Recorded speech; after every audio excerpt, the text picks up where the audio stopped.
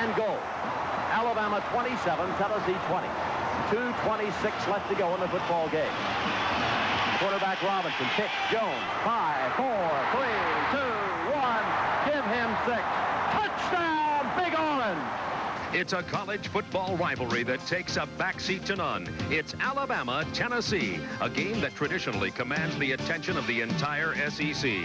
From the glory days of General Bob Neyland to the legend that is Bear Bryant, these two heavyweights have slugged it out in some classics. And now in 1985, the tradition lives on. Alabama got a leg up on the conference race with their season-opening win on the road against the Georgia Bulldogs, a game decided in the final seconds when the Tide's much-improved quarterback Mike Shula teamed up with one of the SEC's most exciting newcomers, wide receiver Albert Bell, for the winning points in the dramatic come-from-behind 20-16 Alabama victory. But Tennessee can counter with quarterback Tony Robinson, who just 3 weeks ago combined with All-American wideout Tim McGee to lead the upstart Volunteers to a stunning victory over then top-ranked Auburn 38-20. Coming up next, a battle for the inside track to the Sugar Bowl. Tennessee versus Alabama.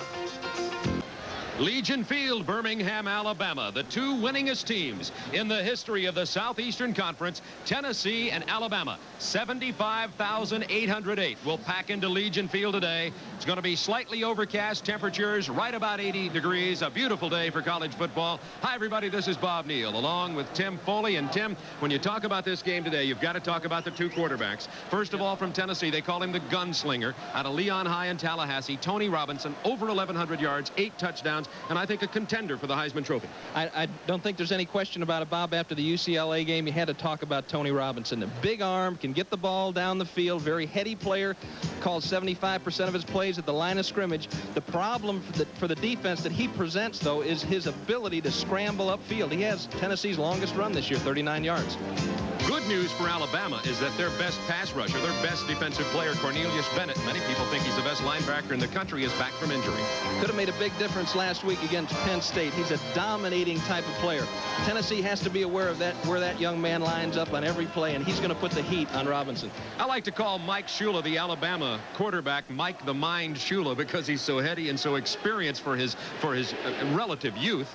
And he's a different type of quarterback, more conservative, yet he's very effective, leads the nation in efficiency. Well, I think their offense is generally more conservative, but he's got a barrel full of intangibles. He's got great leadership ability and also calls plays at the line of scrimmage that puts that Alabama offense in a position where it can be most productive. But he can throw the ball, as is displayed by the fact that he is #1 in the nation in passing efficiency. I like to contrast the two defenses here, too. You have Alabama's bend but don't break and the rambling, gambling Volunteers. Tennessee is going to come after you a little bit stronger. They've got a young defense, only a senior on defense. Dale Jones, a big playmaker from the weak side position, and Alabama is going to be more conservative. They're going to force Tennessee to drive the football down the field on them.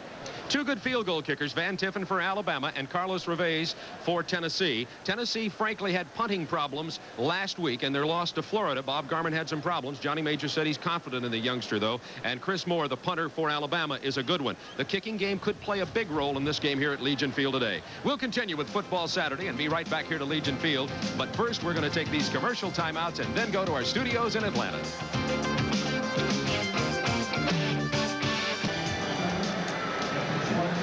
Bob Neal and Tim Foley with you at Legion Field. The captains for both teams going to the middle of the field now. They will be surrounded by the bands from both teams. There is Johnny Majors in the center of your screen, leading the rest of the University of Tennessee team out to the center. We have the coin toss about to take place right now with the Alabama coin toss people are all the seniors who are captains. And here come the Volunteers onto the field. Tennessee 2-1-1, losing last week to Florida. They have that very big, important one loss in the SEC. This is a must game. Most feel that 2 losses cannot win the Southeastern Conference Championship. Alabama is undefeated in the Southeastern Conference today. And, of course, they're looking down the road, know they have to play Auburn at the end of the year. And this, too, is a critical game for the Alabama Crimson Tide. But Johnny Majors feels this football team has played very well. He says we have a tough schedule. They had to open with UCLA. Alabama losing narrowly last week to Penn State. And the Crimson Tide, one of the best football teams in the country in terms of balance. They can throw well, run well, and play good defense. They may be a little bit suspect in the secondary, and that could certainly be something that could be exploited today by Tony Robinson of Tennessee. The coin toss about to take place. We'll be back to tell you who won the toss and who'll start on offense in just a moment. This is Super Football Saturday on Turner Network Television.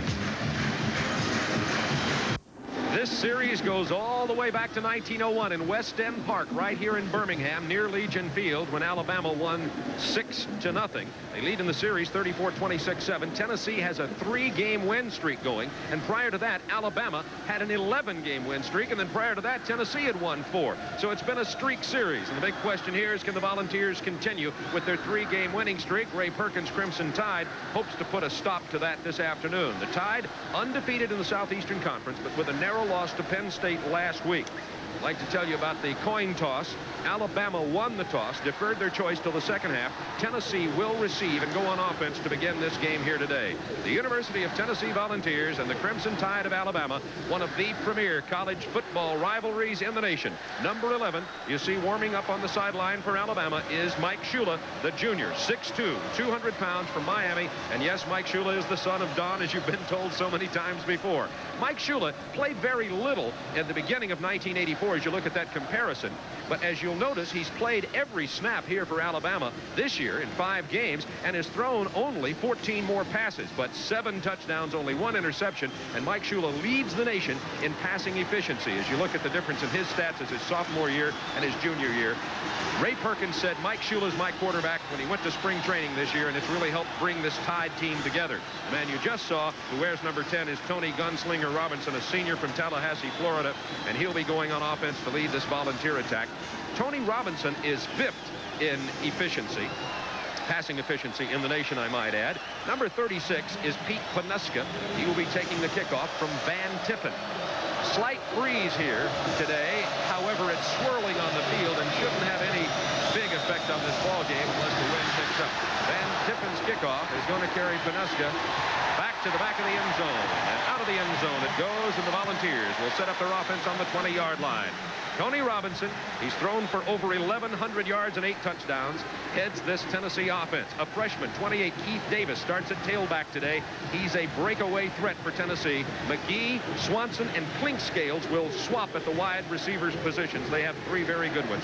Jeff Smith at the bottom of your screen is the tight end. Best offensive lineman, perhaps, is number 68, Bruce Wilkinson, the left tackle for the University of Tennessee. First play from the line of scrimmage from Legion Field in Birmingham. They're going to give to the freshman. About 8 yards for Keith Davis. A freshman from Nashville, tackled by 58 Wayne Davis. And that Crimson Tide bend but don't break defense. These fellas don't break or bend much here. John Hand, Kurt Jarvis, Brent Soule, really the heart and soul, excuse the pun, of that Alabama defense. The linebackers are excellent too. The outside, Randy Rockwell, Cornelius Bennett back from the injury, and in the inside they're solid. Some suspects in the secondary. We'll see how Tony Robinson plans to take advantage of that. Second down to Tennessee. First down, Tennessee. William Howard, the 225-pound fullback, number 35, with a first down for the Volunteers. Bob, starting off, Joe Kynes, the defensive coordinator for Alabama, is giving his cornerbacks some help. Obviously, threatened a little bit by the passing skills of Tony Robinson and this big threat wide receivers. And Tennessee's going to try to run the ball at him, I think, to draw those linebackers back in.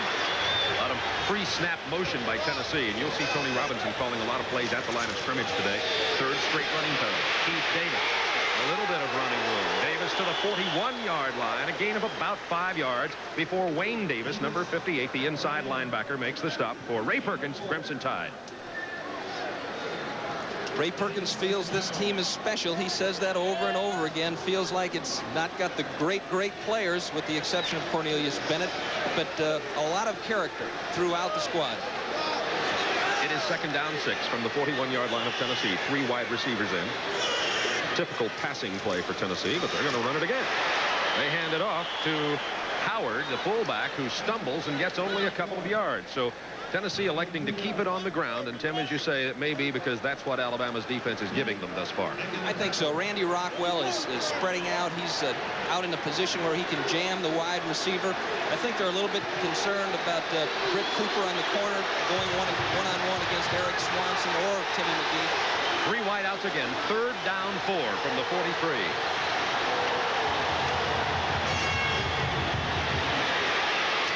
It's complete to Clinkscales. He's close to the first down. Tackled by 21, Freddie Robinson. It'll depend on the mark of the football. Tony Robinson signaling to the sideline that there is a first down, and so does the referee. First down, Tennessee. You get a chance to watch this again. This ball should never have been completed. Basically, it was thrown against a 2-deep, 5-short zone, which meant the cornerback should have been up close in that flat area. Robinson makes the read. Look at that. He gets it out there in a hurry. I don't think we can blame Freddie Robinson too much for not breaking that ball up, because you saw the velocity with Tony fires the football. First down 10. Tennessee at the 47-yard line of the Volunteers. Opening drive for Tennessee. Opening quarter of play from Legion Field in Birmingham. Robinson goes down. Number 79, Brent Soule, broke through and got him right up the middle. That's something that rarely happens to Tony Robinson, but it's something that Perkins Tide has to do. A loss of 11 yards if they're going to contain this great quarterback. We're watching Bennett now work against Bruce Wilkerson, and this is going to be a great matchup all day. As you can see, he's getting help from number 75, John Bruin. Cornelius Bennett is a load to handle one-on-one, and they'll try to have 2 men on him as much as they can. You see that Alabama's defense is tough in the opening quarter. They have not allowed a touchdown. Tennessee now with a second 21 from the 36-yard line. In this direction, they hand the ball to 32, Charles Wilson, from Pritchard, Alabama, by the way. Tennessee moved it out here very easily. As we say, that happens so many times with this Alabama defense. We saw Vanderbilt move up and down the field, but not into the end zone. There's a little difference in the defensive philosophies of both these coaches. As you mentioned in the opening, Bob, Tennessee is going to put pressure on Alabama. They're a little bit more of a risk-taking defense. They feel they have to be a little bit more resourceful. Alabama's going to be conservative. 3rd down 22 from the 35-yard line. Robinson, 4-man rush. Robinson in a lot of trouble. Down he goes at the 27-yard line, and listen to this Legion Field crowd.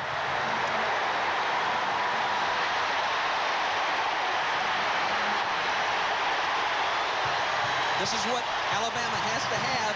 As you watch Hand working against Wilkerson, they flush Robinson out of the pocket. Bennett comes in for the kill, but a nice job by the Alabama secondary. Good drops by their linebackers. Good deep drops that prevented Robinson from throwing that intermediate cut that he was looking for. Here's Bob Garman, who had trouble punting last week, only averaging 38 yards. He's punting to Albert Bell, number 1, at his 31.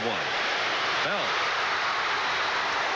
to the 38-yard line. Good field position for Alabama. Last week against Florida, the Gators started on an average drive at their 38. It's something Johnny Majors said he hoped to avoid today, but field position could play a role. There is a penalty marker on the field. That was a 42-yard punt and a 9-yard return by Albert Bell of Alabama. The referee, Robert Aylett, talking to the University of Tennessee captain. Sellout crowd. 10:16 to go, quarter number 1, scoreless game. Waiting to see what happens with the committee meeting down there. There was a penalty marker. They may be deciding which team was in possession at the time. Personal foul, face mask, is the call. Against who, we don't know, but Robert Aylett will, we hope, eventually let us know. Normally, the face mask would be against the team defending, and that could be Tennessee, and it is. The mark-off tacked on.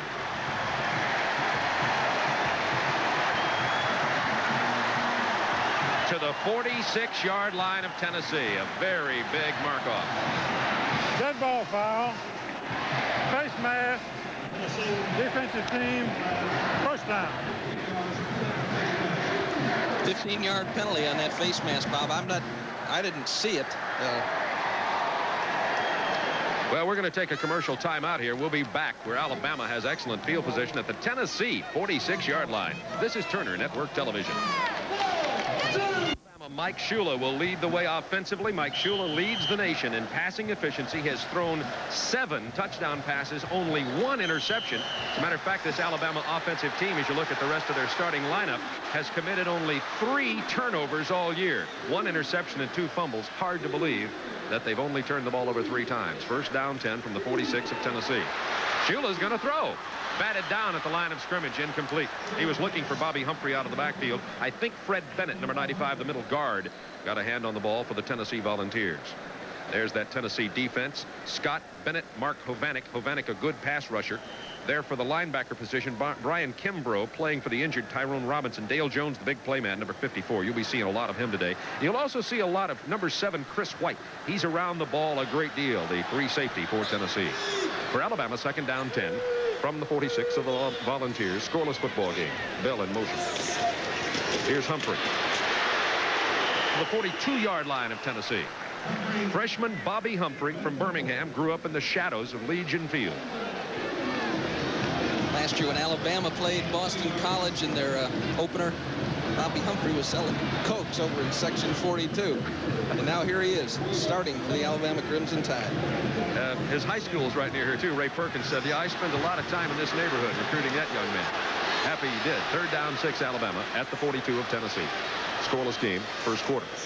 Shula try his second pass of the day. Incomplete, looking for Humphrey. Thrown high, would have been a tough catch, covered by number 7, Chris White.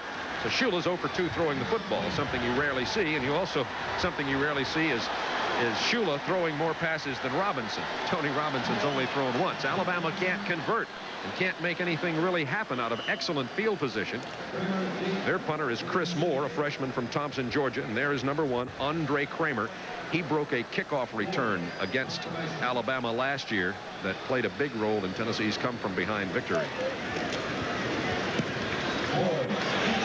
It looks like it's going into the end zone, and does for the touchback. It'll come out to the 20-yard line. A 42-yard punt by Chris Moore, and the Volunteers will go on offense for the second time this afternoon. This could be a defensive struggle, even though Tennessee's explosive offensively. We'll see what Robinson and company have in mind when we return. Severely depressed as his alma mater trails Ohio State by 2 touchdowns. They'll come back. They're playing well this year. Just letting them feel good for a while, setting them up. Tennessee, from their own 20-yard line, dodged a field position bullet when Alabama failed to convert. Had the ball first and 10 at Tennessee's 46.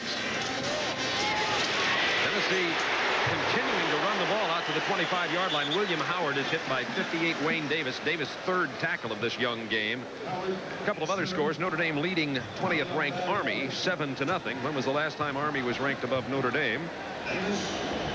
Well, of course, a lot of rumors about Jerry Faust and him needing to win the next 2 games to keep the job. There you see the other scores from the ACC.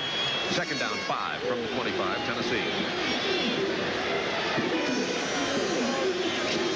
They're going to run it again to the freshman Keith Davis. He gets to the 27-yard line and not much further, bringing up another conversion play. This freshman Davis has stepped in here and taken the starting tailback position. Pete Panuska had been playing that role, some Charles Wilson also. But Keith Davis is the kind of runner who just stepped in, and they say probably running back is the quickest position for a young man to be able to break into a game because it's just pure talent. Right, it is. And it's just that they've got the skill, and it's just a matter of understanding the blocking schemes. Third down 3, Tennessee out of the eye. 3 wide receivers in the game. Pitch to Davis. Needs a block and gets it. First down. To the 40-yard line goes the freshman, Randy Rockwell, number 57, with the stop for Alabama. So Tennessee moving the ball, but remember this happened on the first drive, and it was right about here where Tennessee stalled. We're going to watch the Tennessee receivers block on this play. It's something that you don't often see. Receivers don't get involved in the contact on a lot of football teams, but for Tennessee, they talk about that a lot. Kippy Brown, the receiver coach, stresses that, and they do a fine job with it. Charles Wilson also got a good block on the play. There's a 13-yard run by Davis. Robinson's going upstairs, looking for McGee.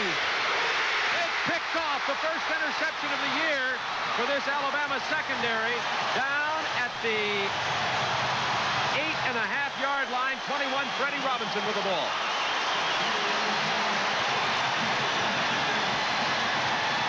Good protection here by the Tennessee line. Robinson gets it off. It's a little bit underthrown. And Freddie Robinson is running down with Timmy McGee. Goes up well for the football. He's going to be to the wide side of the field a lot today. Look at that. Good job by the defensive back going up and making the catch. So often you see the receiver come over at the top and take it away from the defender. Can't maintain his footing, but a fine play, and I'm sure a confidence builder for the secondary, which was concerned about not having one interception going into this football game. Field position, however, puts Alabama in a hole at the 8.5-yard line for young Mike Shula. He has 3 wide receivers in there on a first down 10. Only about a couple of yards for fullback Craig Turner. Turner and Humphrey will play most of the way at the running back positions, but Alabama has some other strong backs too. Chester Braggs, Murray Hill, Gene Jelks, Mike Bobo. We'll see probably 6 or 7 Alabama backs before this game ends. Tennessee's secondary is doing an excellent job, Bob, of disguising their coverages. They're not letting Mike Shula see what they're in until the ball is being snapped. Second down 8 from the 11. Scoreless game, first quarter. Bobby Humphrey to the 14-yard line. And down goes the freshman. There's Tony Robinson. Robinson 1 out of 2 for only 5 yards, and of course he threw that interception. He's on the phone with his mentor, Walt Harris. Walt coached at Illinois, coached Steve Wilson and Tony Eason. Maybe Tony was placing a call to the other Robinson, Freddie. That's it, Freddie. Good play. Freddie says, Tony, I already answered your call. Third down 5 from the 14-yard line. In motion out of the backfield, Bobby Humphrey. Shula, the shovel pass. The Turner, the fullback. Shy of, well, excuse me, he got the first down. He's shy of the 20, but he got enough for the first down, depending on the spot of the ball. There's Craig Turner. He's a senior from Gaithersburg, Maryland, and a very dependable back. Often that means that he's not that good. That's not the story with Turner. He is, in fact, dependable. He's a good receiver and a good blocker. They may have to bring the sticks in here. It'll all depend on the spot of the ball. Looks like he got it to me. Looks like he got a good effort by Craig Turner to get it. He was hit about 2 yards short of the first down marker. He's got the first down. Shovel pass, a very effective pass for the offense. The linebacker is watching the quarterback. As the quarterback moves past the fullback, the linebacker now thinks get depth. And as he begins to do that, of course, the quarterback just pops the ball up to the fullback, kind of a delayed draw, and the fullback's got more room to move in. And remember, if he drops it, it's simply an incomplete pass. First down 10 from the 19. Here's Humphrey. Tough yardage over there on the right side, about 3 or 4. Tommy Sims, number 16, coming up from the safety position. Tennessee will play Davis, White, Sims a lot at the safety. They'll rotate 3 guys in there. And Humphrey, by the way, we're speaking of freshman Bobby Humphrey. Of course, Alabama would like to have been playing Kerry Good in that position, but Good was injured again and had to have surgery on his knee once again. He's going to be out at least 4 more weeks. He was freshman of the year in the SEC, has been injury plagued since then. We wish that young man well. Second down 5 from the 24. Nothing going this time. Gain of maybe 1 for Humphrey. Mark Hovanek from Yorktown, Virginia, with the tackle for Tennessee. Ray Perkins started his coaching career at Mississippi State, went to the Patriots and then the San Diego Chargers, and then was tabbed by George Young, one of the fine minds in professional football, the general manager of the New York Giants, to lead his Giant football team. And then taking the job at Alabama, doing a great job. 7 ties in this series. The average score in the last 4 years has been 32-31. First down run by Humphrey. He was tackled by 16, Tommy Sims. We're going to our studios in Atlanta now for this college football update. The shovel pass, and that wouldn't have been a fumble. First down 10, Alabama. At the 29-yard line. They started this drive after the interception at the 8.5. Out of the eye, Shula to throw. Wide open, Greg Richardson. Down at the 45 of Alabama. Charlie Davis with the stop for Tennessee, number 22. And Mike Shula put that one on the money for a 16-yard gain. He's now 2 out of 4 throwing the ball. Watch Humphrey. You see Humphrey running out of your screen to the right. They've got a quick screen set up on the right, and it's an option for Mike Shula. If he can't get it into Richardson, dump it out to Humphrey. He saw enough daylight to throw it into Richardson and put it right on the numbers. By the way, there's Greg Richardson, playing a little bit hurt, but he's a clutch receiver for Alabama.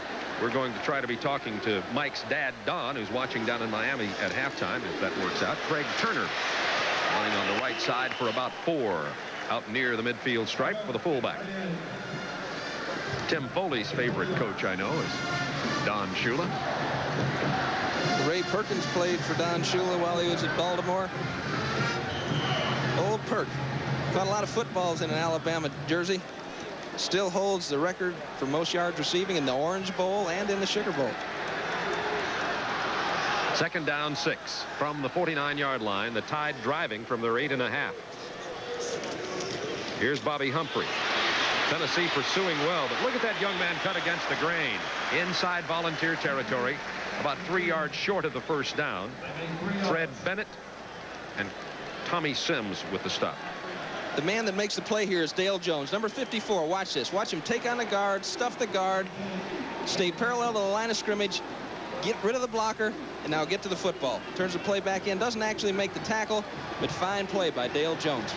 It's 3rd down 3 from the 48-yard line of Tennessee. 3:09 to go, quarter number 1, scoreless ball game. Albert Bell in motion. And contact at the line of scrimmage. That was 95 Fred Bennett with the contact. Once that line is set, the center cannot move the ball again. Sometimes it's against the center for moving it. We'll see. Offsides, Tennessee. Nope, the guilty finger of justice points at Fred Bennett. We're going to pause 5 seconds for station identification.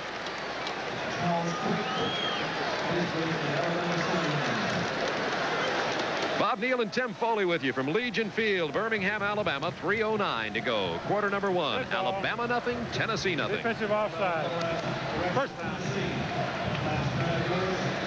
That was enough for the first down. They spot the ball at the 43 of Tennessee, and Alabama continues this drive. Kind of credit Mike Shula for that one, that voice inflection, the ability to draw the defense offside. Hand off to the fullback Turner. Nowhere to go. Maybe a yard. Kelly Ziegler, one of the inside linebackers for Tennessee. Tennessee's linebackers starting this game are Dale Jones on the outside and Brian Kimbrough with Ziegler and Darren Miller in the middle. Kelly Ziegler, he's out of Miami, Florida. Went to Palmetto High School. Played down there for Jess Davis. They're replacing Tolles and Zander. They were about as good a pair of inside linebackers as we saw last year, Tim. And they're both playing in the NFL now. 2nd down 8. Alabama from the 41 of Tennessee.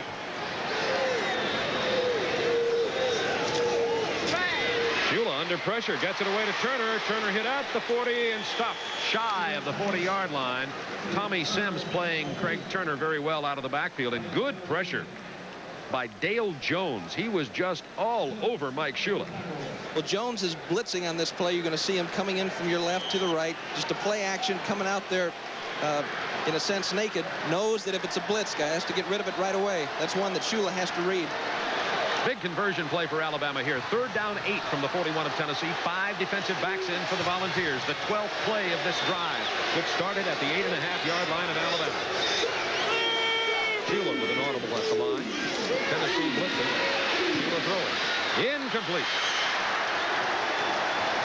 And the Alabama drive stalls at the 41-yard line of Tennessee. Clay Whitehurst was the intended receiver. He's being covered by 14 Terry Brown. Tennessee's giving them a little bit different look on defense. They're doubling the wide receiver, Albert Bell, and then they're leaving Tommy Sims open in the middle to pick up that check down route or that slant in route that Swanson was trying to run. There's Chris Moore. Chris Moore's a freshman from Thompson, Georgia. He's had a good year punting. 42 yards on his first one, trying to get this one out of bounds. He does not. Punts it in and out of the end zone from the 41, so we'll credit him with a 41-yard punt. We'll be back in just a moment. We're in the first quarter with only 1:26 remaining. This is Super Football Saturday on Turner Network Television. Don't know that I lead the NCAA college broadcasters in receiving for the 3rd straight year. 1st down 10 from the 20-yard line. Scoreless ball game. Tennessee ball. They hand it to freshman Keith Davis again. Good cut. 1st down to the 33-yard line. And this freshman Keith Davis is a workhorse. That's his 5th carry of the day, and he's got nearly 40 yards. Tennessee's lining up with 3 wide receivers. They're running to the side of the 2 wide receivers. Randy Rockwell is kind of stretched out. You see him trying to fight his way back into the play. Now they're going to have to make a decision. If they continue to run the ball like that, they're going to have to bring Randy Rockwell closer to the ball. First down 10 from the 33. They give it to Keith Davis again to about the 36-yard line. This freshman is 6 feet tall, 190, which is really almost the prototype size for a tailback. He's big enough. And there's Smokey, the Blue Tick Hound mascot for the Tennessee Volunteers.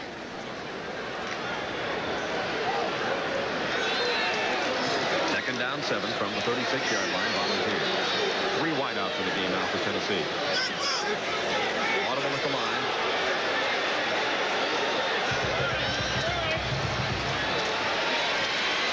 Clinkscales, whoa, couldn't hold on to it, and Freddie Robinson had an opportunity for an interception with nothing but green in front of him, but the ball was tipped out of bounds and goes incomplete.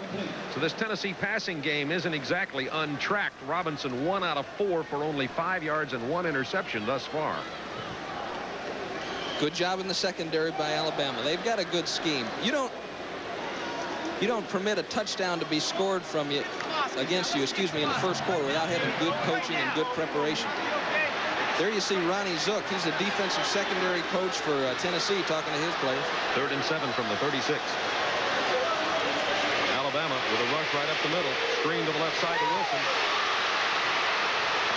To the 45-yard line. He's close enough for a Tennessee first down. First down, Volunteers. Good run after the catch by the sophomore from Pritchard, Alabama. And a good block by Joey Clinkscales. Kind of freed up Davis, permitted him to get that yardage. Bruin and Galbraith out in front of that play. As you see Johnny Majors. He's got himself a fine football team this year. A lot of senior talent on offense. From the 45-yard line of Tennessee, first down 10 ball. Scoreless game. Closing moments of the first quarter. Keith Davis. That's a good block. He gets about 4 yards out near midfield. As we come to the end of the first quarter at Legion Field in Birmingham. 75,808. They are jammed in here today for one of the premier football rivalries in the nation. This is Turner Network Television. For our stations along the line, we've missed commercial position 6, and our next commercial will be number 7, and we'll make up the missed spot in the next quarter. Scoreless ball game. Bob Neal and Tim Foley with you from Legion Field in Birmingham, Tennessee, and Alabama. Keith Davis hit in the backfield. Oh, and buddy, he was hit. John Hand weighs 275, stands 6 feet 7, a senior from Sylacauga, and he'll be a first-round draft choice in the pros. He is a big fella.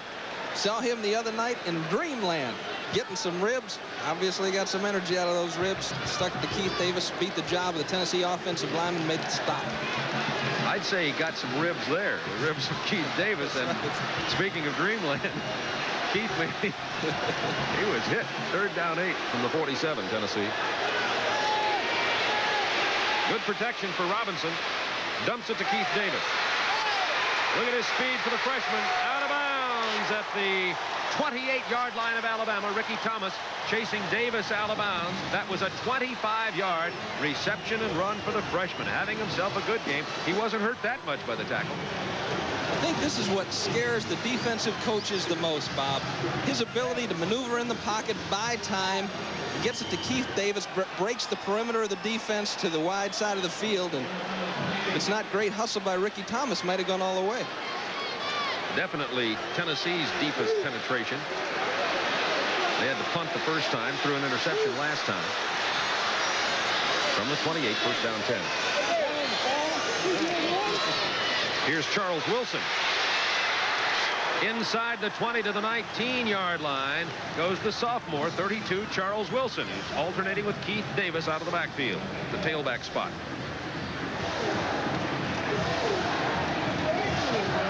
What Tennessee is doing is pulling 2 linemen to the side of the 2 receivers. McGee is doing a good job of getting in the path of Randy Rockwell, preventing him from closing it down tight. So they're getting those 6-8-yard gains. Second down 2 at the 20. Robinson up with a audible. Sometimes he calls a whole new play. Sometimes he just checks off a pattern or something. He does that a lot. Oh, in trouble. Incomplete, short hopped, intended for number 9 Vince Carter, but that's something that Tony Robinson does so well. There was great pressure by 78 John Hand, but it's hard to get a hand on Tony Robinson. This time Freddie Robinson, the cornerback, set him up a little bit, lined up a little bit deeper. Robinson felt like he could get that quick out in there, that quick pop when the ball was snapped. Freddie was coming and prevented Robinson from throwing the ball. He had to bring it back down and was fortunate to avoid a sack. Big conversion here. Tennessee's 4 out of 5 on third down. It's third down 2 at the 20 of Alabama. They're going to run the ball. They give it to big fullback Howard. It's close. I don't know if he got it or not. They need to go to the 18-yard line. There's William Howard, who's a sophomore from Lima, Ohio. Alternates at fullback with big Sam Henderson. They're going to bring the sticks into measure. It's very close. If Tennessee has to go for a field goal, they have a very good young kicker by the name of Carlos Reveiz, who's replacing his brother Fuad, who was drafted by the Miami Dolphins. There you see the measurement. It's short by about 3-4 inches. Johnny Majors has elected to go for it on fourth down at the 18.5-yard line. Critical play in the early moments of the second quarter. Johnny Majors gambling at the 18.5-yard line of Alabama. The crowd getting into it now.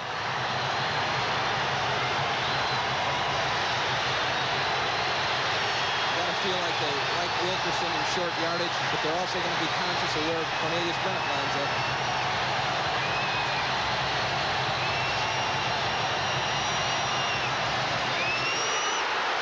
Did he get it?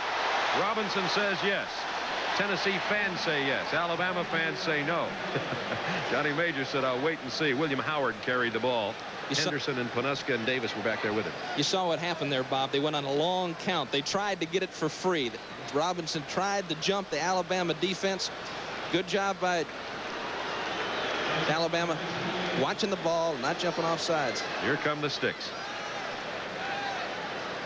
I'll stretch it out and you'll get a good view if we can get those guys to move their legs there. You see Tony Robinson with his sweatbands around his ankles. His ankle's about the size of a lot of people's wrist. Here it comes. First down by the nose of the ball. Let's take a look at it. Robinson's at the line of scrimmage, barking out the signals. Offensive linemen fire out. Good penetration by the Alabama defense. It's hard to play it any better than that. Joe Godwin coming over the top. Good job by both teams on that play. First down, Tennessee. We saw 4 or 5 fourth down gambles in our FSU Auburn telecast last week, and now we've seen one early in the second quarter here that paid off for Johnny Majors. 1st and 10 from the 18. Here's Keith Davis. What an excellent job of running the ball for the young freshman. Down to the 7.5-yard line. He was tackled by 20 Britton Cooper and 57 Randy Rockwell. Right in front of the Tennessee cheering section. Missouri out in front of Nebraska. Everything going right for Missouri these days with the World Series, and now they're leading Nebraska early. Ohio State handling Purdue 17-0 second quarter. How about that one? The Ragin' Cajuns at Gainesville, Florida are handing the Gators a standoff in the second quarter. Here, first down goal from the 8 for Tennessee. Scoreless game, second quarter. Robinson changing the play. Alabama calling timeout. Wisely so. It was Cornelius Bennett who looked to the sideline and did that. Bennett definitely the leader of that Alabama defensive team. Johnny Majors will have a chance to think it over a little bit too. It's first and goal from the 8. We'll be right back.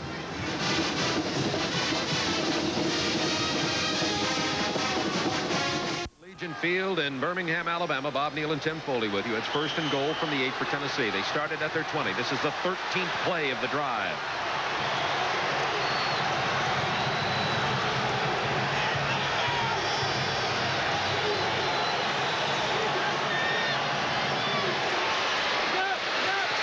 Looking for Clinkscales. He was hit in the end zone.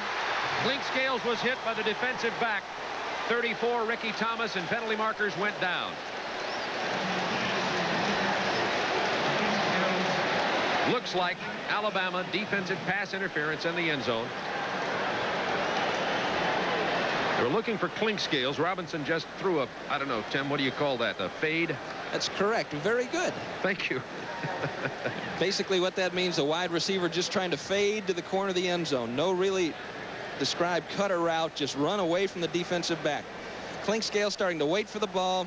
The defensive back at that point is beat. What he should try to do is get his head and shoulders around, locate the football. Here's the announcement on the penalty. Ray Perkins unhappy, of course. Defensive pass interference. First down. Inside the 20-yard line, they spot that ball at the 2-yard line on defensive pass interference because obviously they can't give them the 15-yard penalty from the 8. So instead of half the distance, they take it to the 2-yard line. There it is, first and goal, Tennessee. Scoreless game, 12 minutes to go, second quarter. Double tight ends for the Volunteers.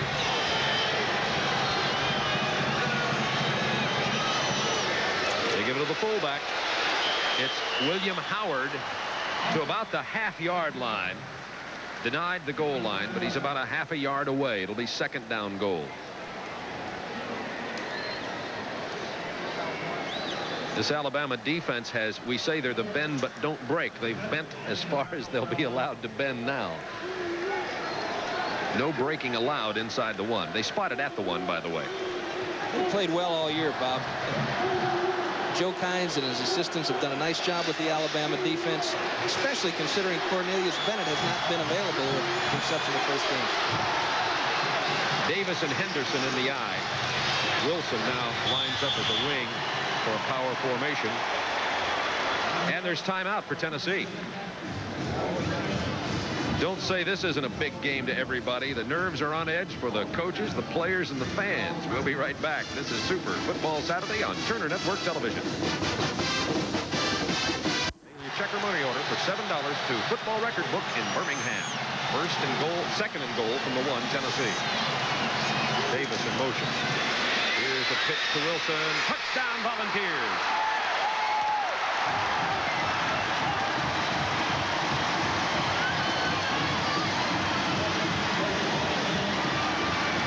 An 80-yard drive for the Volunteers. They started at their 20.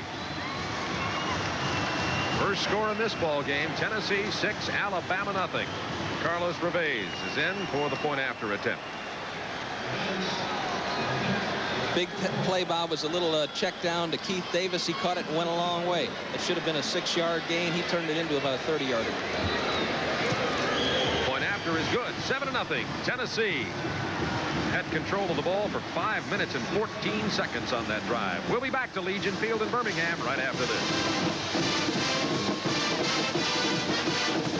These Volunteers on an 80-yard drive in 14 plays, and this is the scoring play.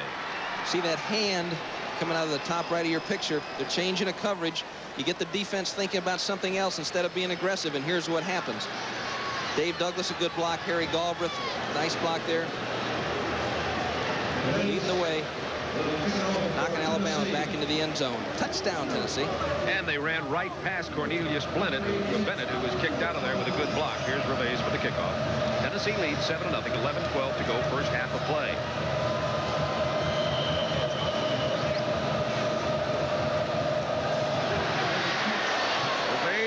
Not quite as strong a leg as his brother, but that's pretty strong. To the back of the end zone goes Bobby Humphrey. He'll touch it down, and Alabama trailing now will take over the ball for the 3rd time this afternoon.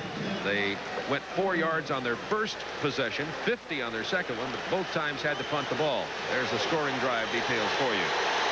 Tennessee fans in a corner of Legion Field, right behind the graphic you see on your screen there. They can raise a lot of ruckus. Read the newspaper here. They love to see them come to Birmingham. They say the Volunteers buy more souvenirs than anybody in the conference. Murray Hill, 45, and 44, Craig Turner, in running back for Alabama now. There's Murray Hill, the freshman, to the 31-yard line. Murray Hill from Atmore, Alabama. Only 5'8". He's a water bug type runner, tackled by 16 Tommy Sims. They have got some fantastic freshman running backs at Alabama. Jelks, Hill, of course, Bobby Humphrey. They're going to be solid there for the next 3 years. It'll be first down 10, Alabama at the 31-yard line of the Crimson Tide. Slot left formation, backs in the eye. Murray Hill looked like he didn't know exactly where to go there. Let's see if he does now. He knows where to go this time. to the 42-yard line, the freshman. Kelly Ziegler, number 49, with a tackle. And Hill had made a move to the left and then lined back up in the eye, and then took the ball and ran to the right side for another first down. Good job here by Thornton Chandler. Hill gives him a little juke. I think he was a little bit confused, but nice job by Chandler knocking out the linebacker, create that seam that Hill could slice up into. Same formation, slot left. First down, 10 Alabama at the 42 of the time this time. Tennessee leading 7-0. Here we go again with Hill. More running room. About 7 yards this time. Close to the midfield stripe. They'll spot it right near the 50-yard line, about the 49. Chris White, number 7, with the tackle for Tennessee. At time, David Gilmer and Haas Johnson both got a nice block to the wide side of the field. As Perkins looks on, one of the more intense coaches in the country, I'd say. Wouldn't you say, Bob? Yes, I'd say. He apologized for smiling the last time we had him on. That's what Tim and I were talking to him down here at Legion Field when the side worked out yesterday. He says, ruins my image when they see me smiling. He was happy with that win over Vanderbilt, of course. And it's first down Alabama. They give to Craig Turner, 44, to fullback. He drives inside Tennessee territory. Alabama started this drive at their 20, and now the Tide driving very much in the same manner as Tennessee. And the Volunteers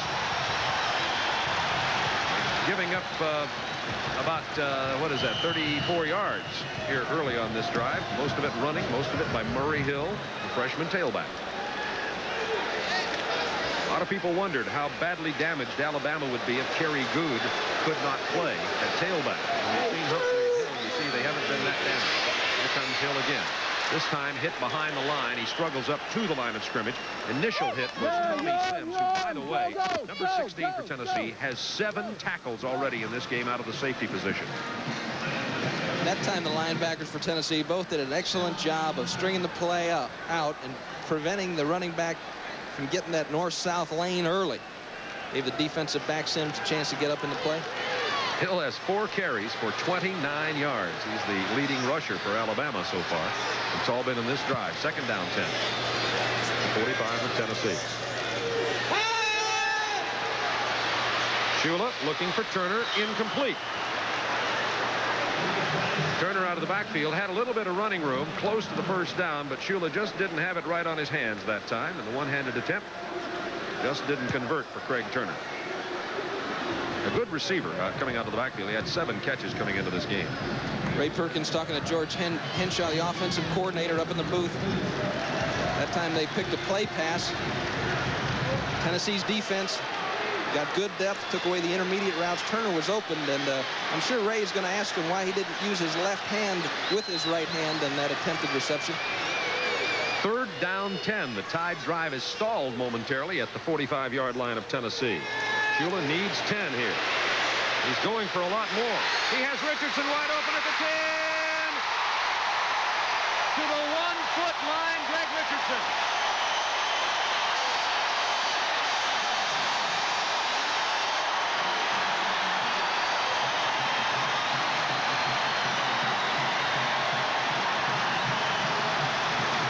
Looked like they were doubling Bell again.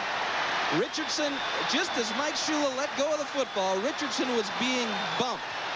There was a defensive back that ran right through Richardson on over to help Bell. I don't know if there was a mistake in the secondary, whether Kramer was expecting help to the inside. Looked like he was playing it that way. Great catch by Greg Richardson. 8 minutes to go, second quarter. Tennessee leads 7-0. Alabama, fullback, Turner, touchdown, Tide.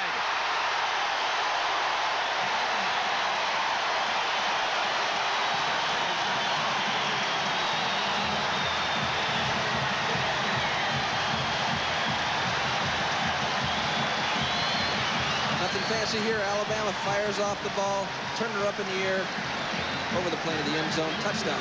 Air Turner for Alabama. They pulled to within 1 of Tennessee, 7-6, with 8 minutes and 1 second remaining. Of course, the key play, that 44-yard pass reception to Greg Richardson. Van Tippen for the point after. Well, Alabama sure did counter. It's like 2 heavyweights slugging it out here. Point after's good. They just jabbed and bobbed and weaved in the first round. We come to the second round or second quarter here, and all of a sudden they're throwing haymakers. 2 80-yard drives, and we have a tie game at Legion Field in Birmingham. This is Turner Network Television. So we have a tie score, 7-7. Alabama took it 80 yards in 8 plays in 3 minutes 11 seconds to tie it up with that Turner 1-yard run. It wasn't a run, it was a dive. But the key play was to that man, 17, Greg Richardson, a 44-yard pass reception from the left hand of Mike Shula, who's 4 out of 8 for 66 yards now. And we've got ourselves a good one here in Birmingham today. Critical game for both teams, but particularly so for Tennessee, as the Volunteers already have 1 loss in the SEC, losing last week 17-10 to Florida. Here's Pete Panuska at the 3. To the 22 or 23-yard line. Last year, Tim McGee was the hero of the game when Tennessee came from behind. We talked to him about that and about Tennessee prior to the game. They were playing the 2-deep zone, and they had an end walked out on me, and we seen a little open area, and we needed some big plays to get back in the game because we was down by a lot of points. And fortunately, Tony spotted me right on the sideline, and I was wide open, and things just clicked right there. That was the touchdown that led the way to the comeback. Johnny Jones scored the winning touchdown for Tennessee on a come from behind in Knoxville last year. Tennessee on a 3-game winning streak, tied 7-7 here on the first down. Robinson throws as he's hit. That's Clinkscales. He may be out of bounds at the 44-yard line. Ricky Thomas dragged him out of bounds. Clinkscales couldn't get it into high gear. He got it in first and second, but he had a little trouble with third, and that's when he was hauled out of bounds. And he looks like he pulled up lame. Quick screen out here to the wide receiver. Timmy McGee helping wall off. You're going to see Dave Douglas, number 78, and number 76, Harry Galbraith out in front. Clinkscale slows down, trying to let the lineman get out in front of him and also try to get to the sideline. He limped off the field. First down 10, Tennessee at the 45-yard line of Alabama. Here's Keith Davis picking his way. What an excellent run by the freshman, Ricky Thomas, with the tackle. There wasn't much there for number 28, but he picked his way through. There's Clinkscales. It looked like he pulled up with a cramp or something when he ran out of bounds. Here comes Keith Davis limping off the field. Very fine, a run that you'd expect from an older running back. Just showed a lot of patience. Most players, as soon as they get to that hole, they take off. And he was just very patient, waiting for that guard to get up in front of him and follow him along. His Clinkscale look at his ankle. The left ankle. First down 10, Tennessee at the 31-yard line of Alabama. They give to Charles Wilson. He dives inside the 30 to about the 27-yard line. Charles Wilson is a sophomore from Pritchard who's been alternating at that tailback position for Davis. But Keith Davis, starting his first game today, limped off to the sideline. They're looking at him. We'll get a report. Has been really the key runner for Tennessee. 68 yards and 10 carries as he went off. And there's Davis, 28. They're looking at him. Looks to be okay, just as a casual observer on the sideline. Wilson remains in it back. Second down 6, Volunteers at the 27 of Alabama. Alabama in that 3-4. They hand to the fullback, William Howard, who is about 3 or 4 yards short of the first down. He needs to go to the 21. He got 2 or 3. Another Tennessee player is down here about the 24-yard line. And now a penalty marker is also down. A late flag was thrown substantially after the play. We have 6:27 remaining in the second quarter. It's Alabama 7, Tennessee 7. Tennessee with an 80-yard scoring drive. Alabama came right back with an 80-yard scoring drive. Both happened here in the second quarter. Since then, 3 Tennessee players have been shaken up. The player laying down there is 27, Eric Swanson, the other receiver. Swanson, McGee, and Clinkscales are the 3 wideouts that Tennessee depends on, and now 2 of them have been hurt in the last 3 plays. For a wide receiver, Swanson is extremely aggressive. You know, there's some folks say that wide receivers don't have, you know, much courage. That some of them are still in the land of Oz looking for their heart. But Swanson leads this football team in intimidating blocks. So he might have been in there throwing himself around and jammed his neck or something. He looks okay. He's up walking off, as you can see, under his own power. He's 5'11", 185, a senior from San Bernardino, California. They're calling Tennessee wide receiver U. They've sent so many players to the pro ranks at University of Tennessee. Johnny Majors has coached them all over the place, but you know a bunch of them. Willie Galt playing for the Bears, Stanley Morgan with the Patriots, Clyde Duncan with the Cardinals, Anthony Hancock, Mike Miller, Darrell Wilson. The list goes on and on. 3rd down 4. And contact at the line on a quarterback draw. Robinson dives for the 1st down. By the way, there was a penalty marker down there, we said, and the official picked it up prior to that play, so there was no call on the play. There was contact before the snap. Robinson got enough yardage for the 1st down. What'll happen in that situation, Bob, as the official explains the offsides call? They're calling procedure against Tennessee. It was 3rd and 4. They'll tag 5 on and make a 3rd and 9. Let's just watch it again. Robinson jumps Alabama. And often the center will snap the ball when a defender penetrates the neutral zone. Offense, still 3rd down. And unless the official saw something we didn't see, we'll have to agree with Johnny Majors on that one. Not very happy about the call. Tennessee now goes from a 3rd and 4 and what would have been a 1st down to a 3rd down 9. They move the ball back to the 30-yard line. 6:03 to go. 2nd quarter, tied at 7.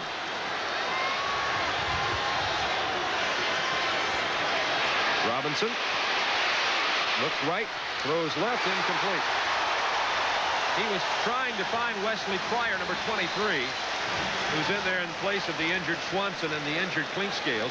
By the way, we understand, and Tennessee doesn't convert, we understand that Clinkscales has injured his left ankle, but will probably play again, according to the report from the sideline. So Tennessee has it 4th down 9 at the 30, and they send in Carlos Reveiz for a 47-yard field goal attempt. We're going to give Britt Cooper credit for doing a good job of coverage on that last play, forcing this field goal. Plenty of leg on that one. It's wide to the left side. The game remains tied. Well, the youngster Carlos Reveiz misses wide to the left side, and it's tied at 7-7. For all of our stations along the line, we will now make up commercial position number 6. Tennessee and Alabama remain tied 7-7. Reveiz missed a 47-yarder. That's the first time he's missed inside the 49-yard line all year long. And Mike Shula comes in here, 4 out of 8 for 66 yards.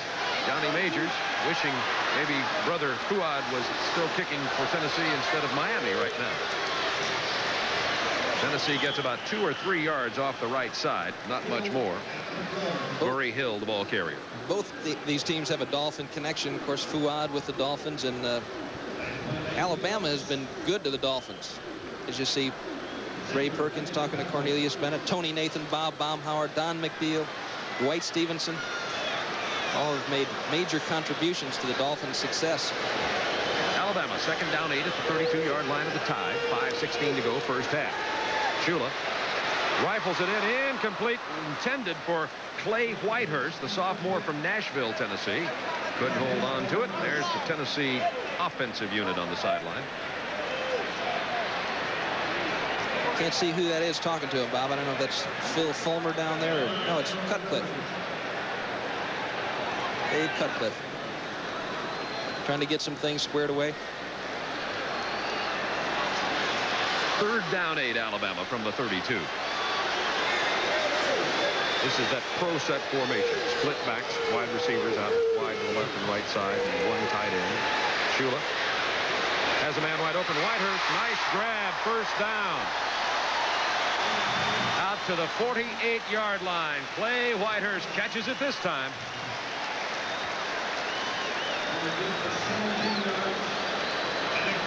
We're going to see the defensive secondary for Tennessee. Look at them move right before the snap. They're still not into it yet. They move into a double zone. 5 short zones, 2 deep zones. The man that makes a mistake is on the left-hand side of your screen. He sucks up on the short ball, permitting Shula to hit Whitehurst in behind him for the 1st down. Alabama out here to good field position now to their own 48, and Shula's going to wing it again. It's picked off. Number 22 with the ball is Charlie Davis. down at the 39-yard line. The junior from New Paltz, New York, picks off Shula after the ball was tipped and returned it 12 yards. I believe it was tipped by Terry Brown, and he was looking for Thornton Chandler, the tight end, number 81, as we take a look at it again. Big turnover. We watched the Ron Zook's Tennessee secondary again, tries to throw that zone pattern to Chandler. This time he's a little late on it. He has been successful. We saw him against Vanderbilt, against Penn State, was successful getting the ball to Chandler. This time the ball is a little late. A risky throw, tip, interception, Charlie Davis. First down, 10 Volunteers from their own 39-yard line. Robinson calling play at the line, repositioning his backs, and he hands off to the fullback. About 3 yards for Charles Wilson. Actually, the tailback playing out of a split back position. Might mention that that's only the 2nd interception of the year for Mike Shula and only the 4th turnover for Alabama, as their goal this year was to play mistake-free football and have done it most of the time. 2nd down, 7 from the 42 for the Vols now. 3 wideouts in there for Tennessee.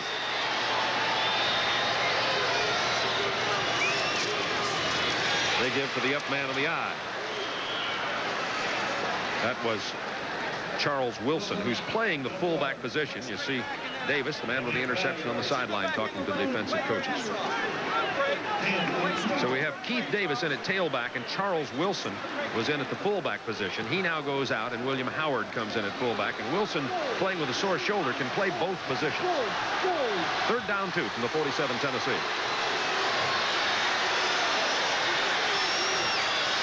Here's Keith Davis. Played his blocks well. And he drives near the 40-yard line of Alabama, tackled by 95 Kurt Jarvis. Alabama player is down about midfield. So Alabama was driving, and until that interception, Tennessee looked like they were going to have some problems. But look at the run by the freshman. They trap away from Cornelius Bennett. And as Tony Williams comes back to cut him off, they did a nice job of trapping John Hand on that play. Davis, again, a patient runner, displaying a lot of discipline. Waited for the hole to open, then took it back up inside. That's Wayne Davis on the ground. He's the left inside linebacker for Alabama, and a real stalwart defensively. This front 7 of Alabama, the 4 linebackers and the 3 down linemen, about as good as any football team in the country. But they can ill afford to go too deeply, as can any team. They need to have Davis in there. He had 3 tackles up until right now. You see his right knee with that deadening agent being sprayed on it. Tim, I've often wondered just how much that deadens the pain. You've no doubt had that sprayed on your bones a time or two. They couldn't afford that in the NFL. We didn't use that stuff. Get up. They just patted it and said, chin up, it'll be okay. Is that it? Yeah, I think mostly it's a skin thing, though. It just deadens the skin. I understand that Don Shula taped an aspirin on a lot of the injuries and sent you back in there. Kirk obviously concerned about Wayne Davis, a leading tackler for this Alabama defense. He had a great game against Texas A&M, 24 tackles. Tim, you'd hate to see that. Oh, I hope he'll be all right. But you didn't respond. Did Don, in fact, tape an aspirin to any of your injuries? I don't think he went that far. No radical medication. Most of his cures were mostly verbal. Oh, this looks very serious, as you can very easily see, for a significant defensive player, Wayne Davis, the inside linebacker. Watch this again. Watch Wayne Davis, number 58, top left of your screen. Sowell cuts down to the outside. Davis waits, reads, guard going away, and gets caught up. It looked like the center roll blocked him, and he got hit from the other side at the same time. Well, significant injury for Alabama. We'll report on the severity of that injury as soon as we find out from the sideline. Meantime, let's find out who came in to replace him there at that linebacker position. It's Lydell Mitchell, number 15, a sophomore from Pritchard, Alabama. We'll go in there. 1st and 10, Tennessee at the 41-yard line of Alabama. We're tied at 7. 2nd quarter. Robinson in trouble. Screens it right side to Charles Wilson, who gets the 1st down to the 29-yard line. Actually, that was not a screen, but he, let's call it a safety valve to Charles Wilson on the right side. Bennett with good pressure. Let's watch Bennett in his role. Reed's head up, waiting for a screen draw. Not there. Hats up. All the way across the field. Here's Cornelius Bennett making the stop. A tremendous athlete, huh, Bob? Absolutely. You know, Ray Perkins has said he believes he's as good at this stage of his career as Lawrence Taylor was. And Perkins coached Taylor with the Giants. First down 10 at the 29, Tennessee. Here's Keith Davis again. Not much this time, a yard, if that, to about the 28-yard line. Joe Godwin, the linebacker for Alabama, wears number 90, made the tackle. We're tied at 7, 3:10 to go first half. We thought this might be a defensive struggle, even though both teams have potent offenses, and Tennessee's can really explode on you. Ray encouraging his defense. You know, Tennessee's drive was an 80-yard drive, took almost 6 minutes. And if you're going to score on this defense, that's how you're going to have to do it. Johnny Majors and Walt Harris have to be patient in their play selection and just take what Alabama gives you. Second down 9 from the 29. Tennessee started this drive at their 39-yard line. Robinson. Incomplete. He was looking for number 23, Wesley Pryor, sophomore from DeSoto, Texas. Pryor came off a knee injury in the spring and hasn't played very much this year, but Klingscales hurt his ankle. Swanson was shaken up earlier. And we're down to Vince Carter, Wesley Pryor, and Tim McGee most of the time here on this drive. Last year, McGee had a great year, 54 catches, Tennessee record, and there was really no one to draw the attention away from him. The man's got remarkable ability, tremendous quickness off the cut. Third down 9, Tennessee at the 29 of Alabama. Four-man rush. They hand off on the draw. This is Keith Davis. Close to the first down, but he doesn't get there. Unless he fell forward for enough. I don't believe he did. He has to get to the 19-yard line. Good run by the youngster, though, who's approaching the 100-yard mark. That's his 13th carry. They're going to spot it at about the 21. He's far short of the first down. And Davis has 88 yards and 13 carries. So Tennessee, I think they're going to go for it on fourth down again. Is that accurate?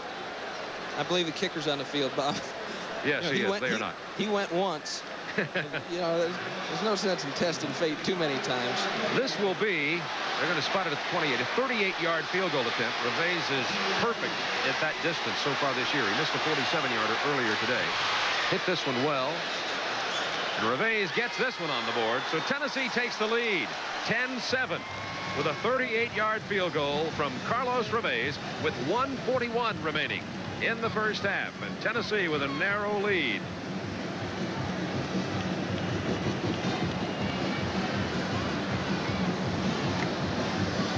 $75,808 at Legion Field in Birmingham for one of the premier football rivalries in the nation, and it's been all it's been billed to be today. Tennessee with one SEC loss, Alabama with none. Critical. A very critical game for both teams, particularly Tennessee. Most people feel that 2 losses in the SEC will eliminate you from a chance to win the championship. There's Tony Robinson from Leon High School in Tallahassee, Florida. And Tim, what a great quarterback production they've had. Jordan and Woodham, of course, played at Florida State, and another player here, Moses Collins, now redshirt quarterback with the Volunteers. Right. Gene Cox does a great job down there at Tallahassee Leon. And the funny thing about Robinson is nobody was really hot on him when he was a senior in high school. Had great production, good statistics, but he was just kind of tall and skinny and wasn't very assertive. They wondered if he could be a leader. And even for his first 2 years at Tennessee, playing behind Alan Cockrell, he didn't really have a chance to blossom, but he's sure in full bloom now. Bobby Humphrey at the goal line. Gets some blocking. Tripped up at about the 23-yard line. That started looking dangerous for Alabama. But they tripped up Bobby Humphrey, and they will set up offense there, trailing Tennessee 10-7. So Mike Shula comes in now, and young Mike Shula is 5 out of 11 for 82 yards and 1 interception, his second of the year, that stopped the preceding drive. Tennessee took it at the 39 and drove down for the field goal. They've been fairly effective in 2-minute drills this year against Georgia, against Penn State. Let's see what happens here, Bob. 1:34 remaining in the first half. That shovel pass to Craig Turner. He's up about 8 yards up the middle. That was a kind of a floater on that shovel pass. A lot of people. We saw a defensive lineman intercept one of those earlier in the year. So it can happen. You have to be a little careful with it. 8 yards on the play. Lower left-hand corner of your screen, you see the time remaining in the first half, down near a minute. Out for the first down goes the Crimson Tide. That was Bobby Humphrey carrying the ball. Beautiful Birmingham. Welcome to the beautiful sunny South. Actually, it's clouding up a little bit. Beautiful day to start this game. It was 78 degrees at kickoff, and now the cloud cover has rolled in. The breeze has picked up, and it's a very pleasant afternoon. They say on the sign here at Legion Field across from the press box, Birmingham, football capital of the South. And when you're here for this game, you believe it. First and 10, Shula from the 35-yard line. Bobby Humphrey incomplete at the 40. Excellent coverage. Number 1, Andre Kramer, was all over Bobby Humphrey, legally, according to the officials. Tide fans with a little bit of a boo. Always a little dangerous there when you stick those hands up in the receiver's face. That can be called. Tide doing a good job of protecting Shula.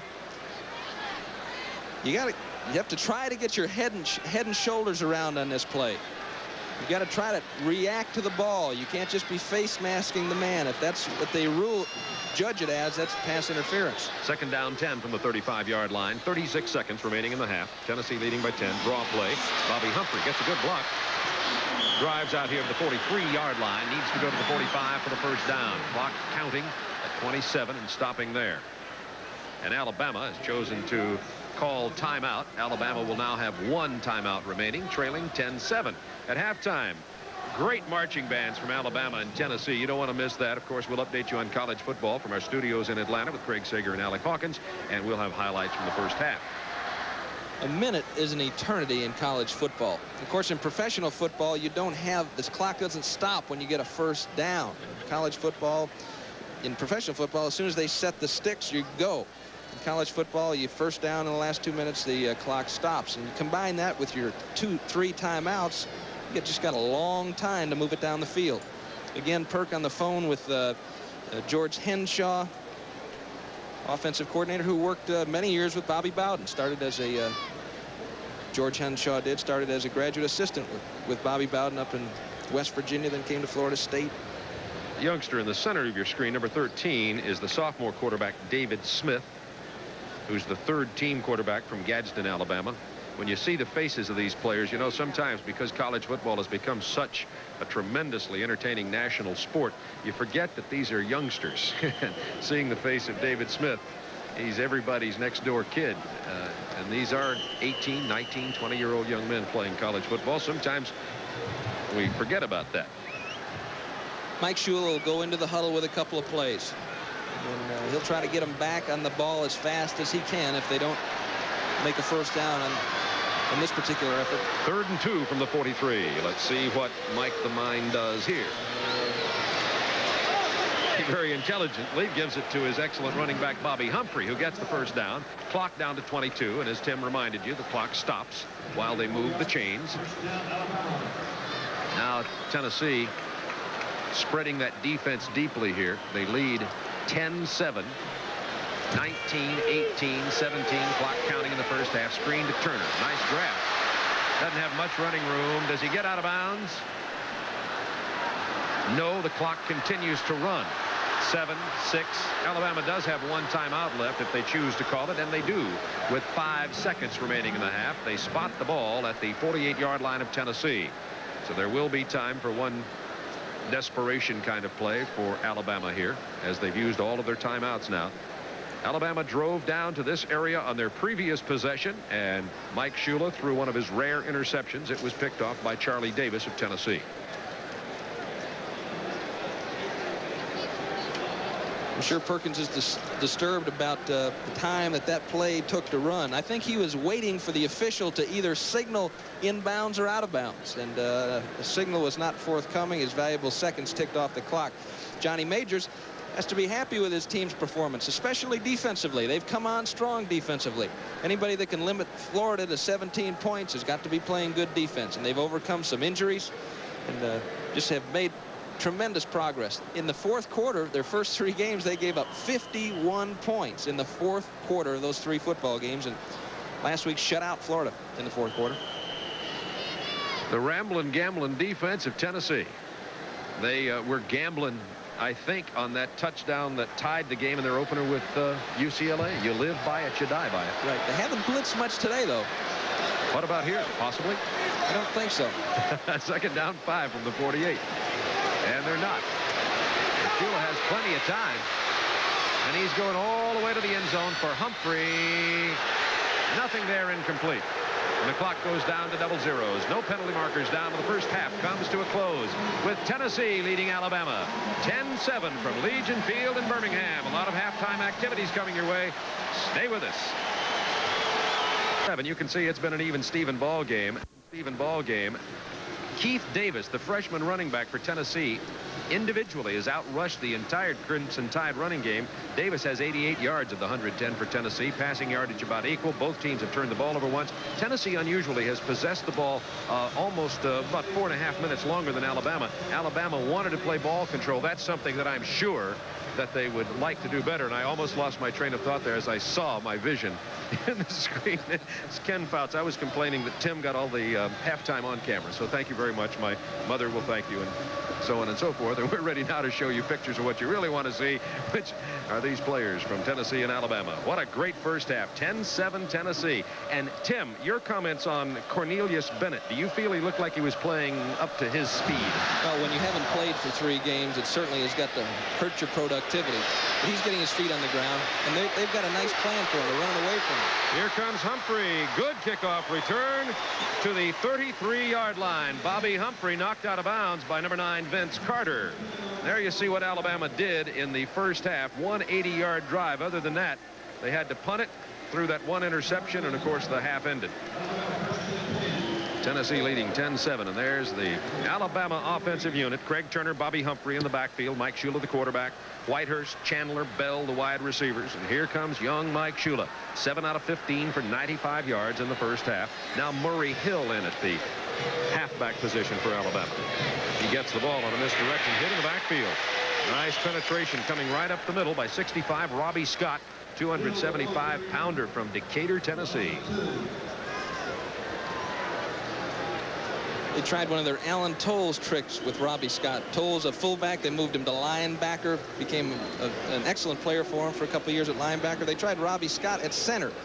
That one didn't work out quite as well as they thought. Then after some injuries, they moved him back to defense. He played well. Second down 12, Alabama at the 31-yard line. Sunshine peeking through now, as you can see. Mix up in the backfield. Murray Hill with the ball back to the original line of scrimmage. As Mike Shula faded back, he ran smack dab into his freshman running back, and Darren Miller and Brian Kimbrough made the stop. Murray line. We're going to watch Dale Jones here.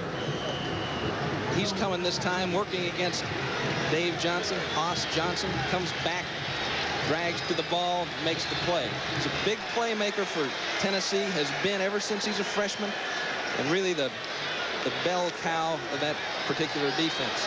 Although Ziegler is really playing well on the inside. 3 wideouts in there for Alabama, and it's Murray Hill coming way out wide to the right side. Bell goes in motion on the 3rd and 10. Unusual pattern, and it's incomplete. It would have been about a 9-yard completion. A penalty marker is down at the line of scrimmage, intended for Big Thornton Chandler, the Alabama tight end, who is the classic pro type end. Chandler 6'6", 240. There you see the officials discussing the infraction and the signal. Illegal motion. Alabama. Well, there's a lot of motion, that was for sure. You saw Murray Hill, it was declined on the incompletion. Murray Hill was splitting way out to the right side, and that could have been some of it. And did they call offside against Tennessee also? Offside against Tennessee. So they do it again. One thing that's really important for the Alabama offense is to win on first down. You know, they don't like to be in those 2nd and long, 3rd and long situations. They're a run first, throw second type of football team. This is 3rd down 10, Alabama at the 33-yard line. A little bit of confusion on this particular series. Now there goes Hill out of the backfield again, much like last time. Maybe they just tried it again. Shula in trouble. Oh, about 3 yards, but he was chased out of the pocket and tackled by Richard Cooper, the sophomore from Memphis, number 77. You see the picture of Tony Robinson. That was after the big Auburn game. They were all set. Sports Illustrated was all set to put Bo Jackson on that cover. But after the upset, it was touchdown Tony. Now a punting situation for Alabama. Chris Moore. That's a beauty. Good hang time. Kramer is going to let it bounce. Takes an Alabama bounce. Oh, what a bounce it does take to the 10-yard line. That's what they're trying to do. Alabama was trying to do in the first half and couldn't get it done. 55-yard punt. We'll be right back to Legion Field in Birmingham. I'm sorry. Back to you, Bob.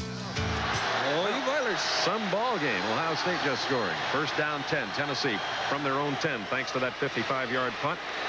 They run it off right tackle for about 3 yards on the right side. That's freshman Keith Davis running the ball. And that's what Tennessee did in the first half. They had to punt, then they threw the interception, then the 80-yard touchdown drive, missed a field goal, and then came back after the interception by Charlie Davis off Mike Shula and got a 38-yard field goal from Carlos Reveiz, and thus the 10-7 score with 12:28 to go. Third quarter of play.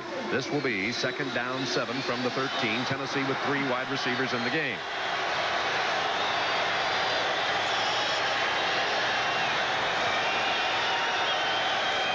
They're going to give to Davis again, and he runs it to the middle. Nowhere. Oh, my. Hand and Jarvis, about 550 pounds of football players all over Keith Davis. Going to watch what a quick 270 pounds looks like. Quick arm over, gets right back into the flow of the action. Pow. Davis having himself an excellent day today. This is the most he's rushed for at this point in a ball game all year long. He had 102 versus Auburn and 102 versus Wake Forest, but he didn't have this many at this point. He's got a chance to break that. 3rd and 6 Tennessee from the 14. Robinson, plenty of time, but this is what he does so well. First down Tennessee. We talked about it before the game, and that's something Johnny Majors said, and Walt Harris told us, Tim, that something that he brings to the quarterback position that most don't. Right, and he is a good runner. As we mentioned in the opening, 39-yard run. He's got the longest run of any Tennessee back, and he doesn't just scramble and buy time or slide in there. He is a north-south scrambler, and he can make, I've seen film on him against Auburn, and you know, he can make people miss. It's first down Tennessee from the 21. They had to start at their 10 after that Chris Moore 55-yard punt, but now with a little breathing room just outside the 20. Pitch to Keith Davis. Gets a little hole for about 3 yards. Good block over there. Bruce Wilkerson made a nice block to open that hole. Bruce Wilkerson at 6'5", 260 from Philadelphia, Tennessee. Is, I don't know, would you say so, Tim, the best offensive lineman for Tennessee? Oh, no question about it. He's come a long way. Played some as a freshman, and he just really grades out well every week. He's got everything you're looking for, the size and the feet and the intensity. Before we go any farther, I'd like to thank Don Shula again for taking the time out of his preparation for the Tampa game. Talk with us on the telephone. Second down 8 from the 23. Robinson, a lot of time, screens right side to Davis. He gets the first down. Once again, I said screen. It really wasn't a screen. Davis was just a safety valve over there. The screen involves blockers. He had none. We're going to watch this again. Defensively, this is what you want it to look like. Get your linebackers out of there. Get some depth. Help in those intermediate patterns. Take them away. Now the ball's in the air. Respond to the ball. React to the football. Now make the tackle. If he makes a tackle, it's no first down. But Phillips misses, and first down Tennessee. Davis, 94 yards running, 35 yards receiving. Having himself a heck of an afternoon. First down Tennessee out of the 33. Here comes Davis again. Not much this time. Across the 35 to about the 36-yard line, though. That's his 17th carry of the day. That is a workhorse. Speaking of 17, it reminds me of Johnny Majors back in 1956. Majors in this Alabama-Tennessee game ran for 117 yards on 30 carries out of that single wing. We talked to him about it yesterday.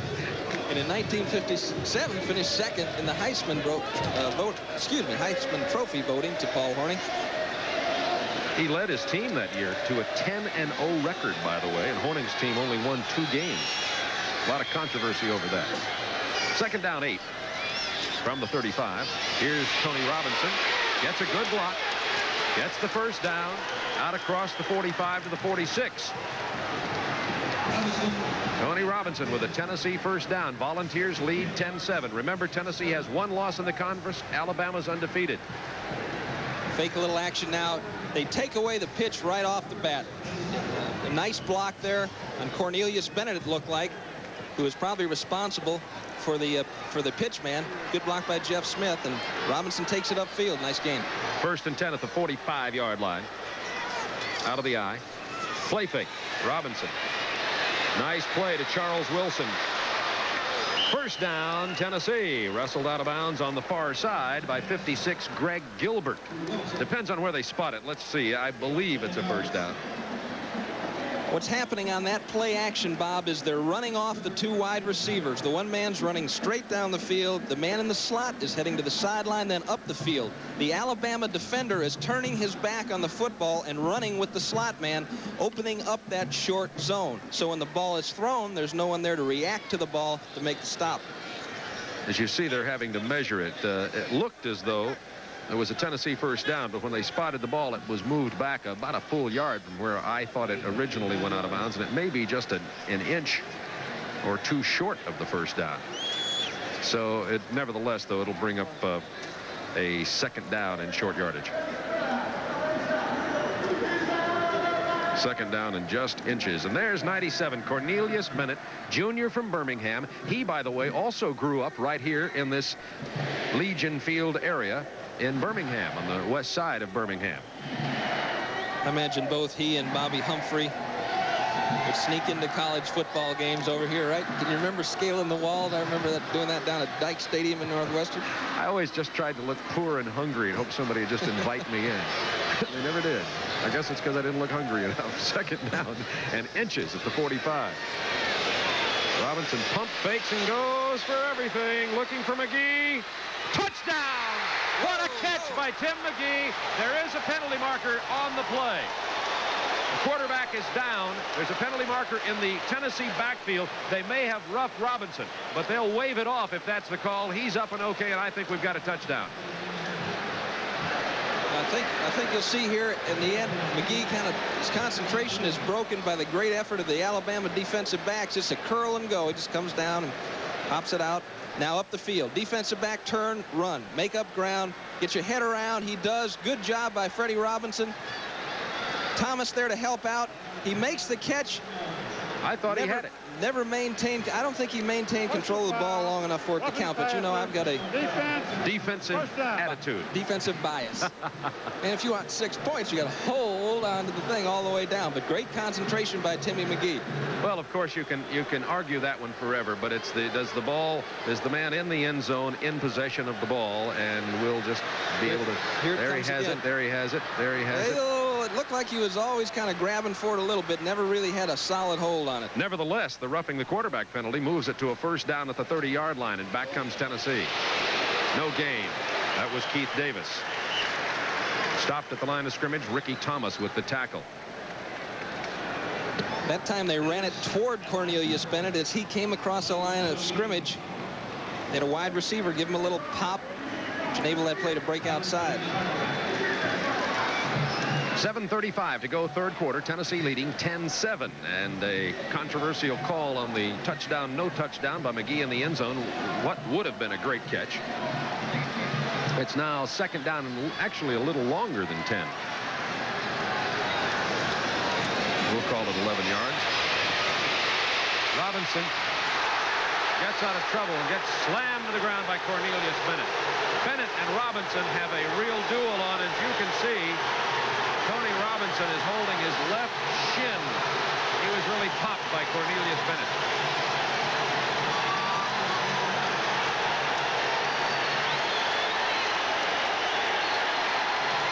I'm going to watch Bennett on this replay.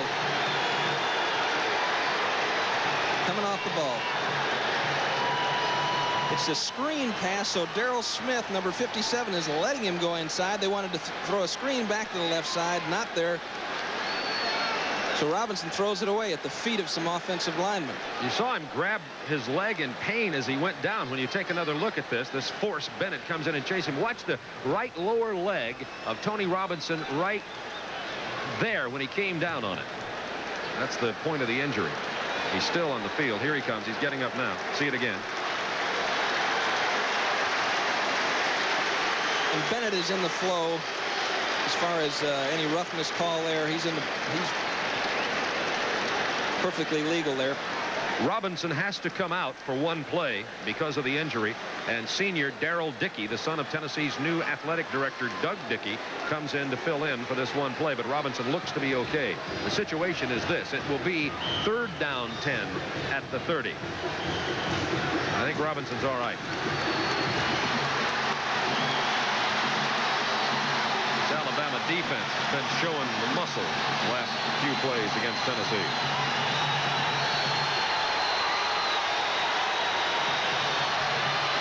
Dickey's going to throw. Almost throws an interception. Ricky Thomas just dropped it. Oh, my. Talk about dodging a bullet. Oh, that'll bring up 4th down. And an opportunity for a field goal attempt by Carlos Reveiz. Like he called a check off. He was expecting a hitch from the wide receiver, and the receiver ran just kind of a smash route to the inside. Confusion in the communications there.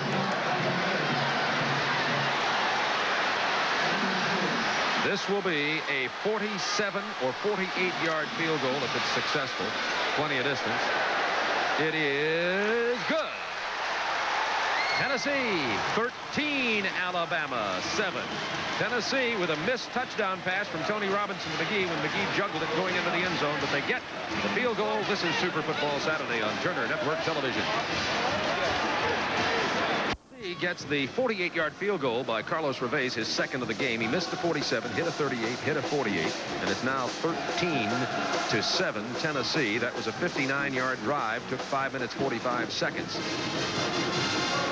Almost had a touchdown, but McGee juggled it in the end zone. Official ruled it a non-catch, and thus Tennessee stalled and had to go for the field goal. We understand that, by the way, Joey Clinkscales is out with his ankle injury and will not be back in the game. Also, Eric Swanson was injured for Tennessee. We'll get a report on him in a few minutes.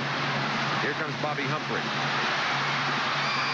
Driven down at the 23-yard line by number 22, Charles Davis, the man who had the interception earlier. There is Clinkscales, has an ankle injury. And you see it, the tape there on his calf area. They told us ankle. It looks like more of a calf problem. He really has been a deep threat for them in their first 4 games, and that might allow Alabama to play a little bit more 2-deep zone instead of staying in that 3-deep. Alabama has Humphrey and Turner in the backfield with Shula, Richardson, Chandler, and Bell, the wide receivers. Trailing 13-7, 6:57 to go, 3rd quarter. Legion Field, Birmingham. Here comes Humphrey. Cuts against the grain to the 30-yard line and a little bit more. He was hit hard by 14, Terry Brown. Back to Atlanta for this college football update. Thank you, Bob. This is Army with the ball, a chance to tie the ball game. But watch what happens. Quarterback Torrey Crawford makes the pitch to William Lampley, and Lampley takes it into the end zone. However, they ruled that Crawford's knees were down. They had to settle for a field goal, 14-10. Oh, a tight one there. Jerry Faust holding on to only a 4-point lead with his Notre Dame team over Alabama. Boy, there's some hitting here, folks. That's close to a first down. Chris White with the tackle. Bobby Humphrey getting up off the ball carry, and Humphrey's been the workhorse here in the second half. That was his 11th carry of the day.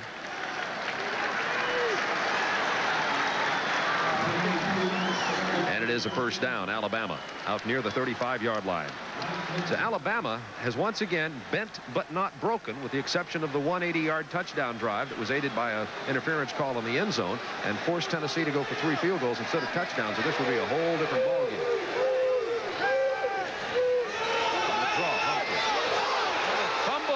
It's loose at the 33-yard line. They say it remains in the possession of Alabama. Something that Alabama hasn't done much of all year. There's Eric Swanson. He was injured earlier for Tennessee, the wide receiver. Looks to be okay, but has not returned for much action. Thornton Chandler falls on this. Watch for number 81, Tim. Humphrey taking it up inside. Who pops it out there? Was that Dale Jones? Nope, it wasn't Jones. He was scrambling for the ball. Kelly Ziegler knocked it out of there. That's 11 fumbles for Alabama, but they recovered all but 2 of them. Second down, 12. Shovel pass to Craig Turner. Boy, Tennessee's defense has really played well. It looked like it came loose, too. Right at the line of scrimmage at the 36-yard line. Tennessee is really popping. Both defenses were. Alabama was just finished with Tennessee's offense, and now the Tennessee D is doing the same thing. Once again, here it's time for a screen or a draw. They run the shovel. Turner taking it upfield. Chris White knocks it out. Number 7, who's had a remarkable season for Tennessee. 4 interceptions so far this year. Just played really well. Strong safety. It popped back underneath Craig Turner after it came loose. 3rd and 9, Alabama. 2 straight fumbles. Here they come. Shula going right down the middle. Looking for Chandler. Can't get it. He was covered by 7, Chris White. Incomplete, and Alabama will have to give up possession of the ball. The quarterback pressure from Kelly Ziegler, but everybody was coming that time. The Tennessee fans are who you hear cheering right now. Ken Donahue, the defensive coordinator for Tennessee, had really developed a reputation for liking the blitz on 3rd and long. They haven't used it today. That's the first time they've came with a full blitz. Another good punt by Moore, not as long as his previous ones. Fair catch signal for by Kramer at the 27-yard line, but he got good hang time and no return on that ball at all. So Tennessee with pretty good field position out here to the 26.5-yard line. Tennessee leading 13-7. 4:32 to go in the 3rd quarter. Tennessee leading Alabama 13-7. Tennessee's leading receiver, Tim McGee, does not have a reception in this game. 2 Tennessee receivers are out. Swanson and Klingscales with injuries. Here's Davis. Good blocking. Big hole. Down at the 31-yard line. Tackled by 37, Rory Turner. Gain of about 5 yards from Keith Davis, who's getting up near the 100-yard mark. And Tennessee leads 13-7. 4:14 to go in the 3rd quarter. And it'll be 2nd down and a long 5, maybe 6. Ronnie Zook, coached for several years with Mike Godfrey at Murray State and then out at Kansas, talking his defensive backs.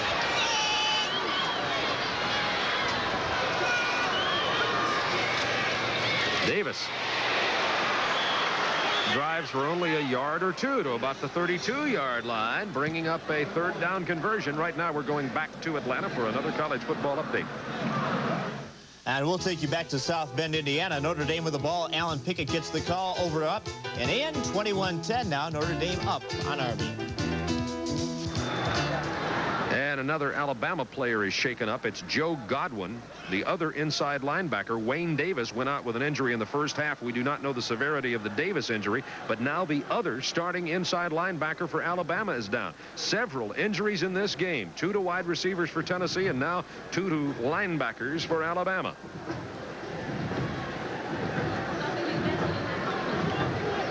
Godwin is a junior from New Brockton, Alabama. They've been playing Greg Gilbert in there at linebacker. Todd Roper a little bit at linebacker. He looks okay. Maybe Wynn knocked out, Tim. Right, yeah, Roper's in there, and Wayne Davis is back on the field. And he's just full speed all the time, Joe Godwin. He's one of those guys that gets 100%, squeezes every bit of potential out of his ability that he can. And Alabama's the only team that offered him a scholarship. We're glad they did. We're just talking about Tim McGee with no receptions. This is a passing situation. 3rd down 5 at the 32.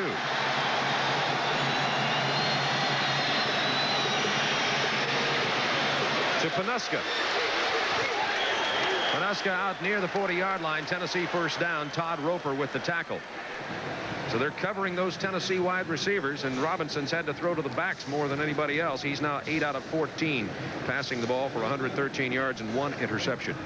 That time it was Sean Lee giving Timmy McGee a shove and a chuck and following him down the field, preventing him from being a primary target for Tony Robinson. Keith Davis is in at tailback. Charles Wilson at fullback for Tennessee on a 1st and 10 from the 39. Throwing on the run, Robinson short hops it. He had 2 receivers, Carter and 81 Jeff Smith down there, but just couldn't find anything. Excellent coverage by this, what we had called a suspect Alabama defensive secondary. I think that time they dodged a little bit of a bullet. The middle was wide open that time. And, whether they took the play fake or what, I don't know. I'm not sure what happened, but it just opened wide. And Robinson wasn't able to get him the ball. He made a great throw like that against Florida last week, completed toward the end of the first half that led to a field goal. 2nd down 10, Tennessee at the 39-yard line of the Volunteers. Tennessee leads 13-7. Robinson again going to the air, again on the run. near midfield. He did not step out of bounds. They mark it at the 50, and it will be another Tennessee first down thanks to the running of that man. The quarterback pressure initially came from 78 John Hand. That was a gain of 11 yards. Here's a young man after his first 2 years of college football was very discouraged. He wasn't getting an opportunity to play, but stayed in there, got his chance to show his stuff, and has just done an excellent job over the last 2 years. We saw him play last year against Auburn when he was just starting to get his feet on the ground. Saw his head get taken off by another Robertson, an Auburn Robinson, and fumbled in the end zone, but has come back and just done exceptionally well this year. Another first down, Tennessee over the middle, incomplete. He was looking for 23 Wesley Pryor. It may have been tipped by 97 Bennett. This man, what a force in football, and he's not playing at 100%. He's coming off the injury, and Bennett is not at full speed for him. But as I was talking to Paul Kennedy, the Alabama play-by-play voice on the radio at halftime, he said, no, he's not at full speed, but wouldn't you rather have Bennett at 90% than most anybody else at 100? And that's exactly correct. You can't really block him man-to-man. You have to figure in your offensive scheme of protection for the quarterback, assigning 2 people to number 97. Second down, 10.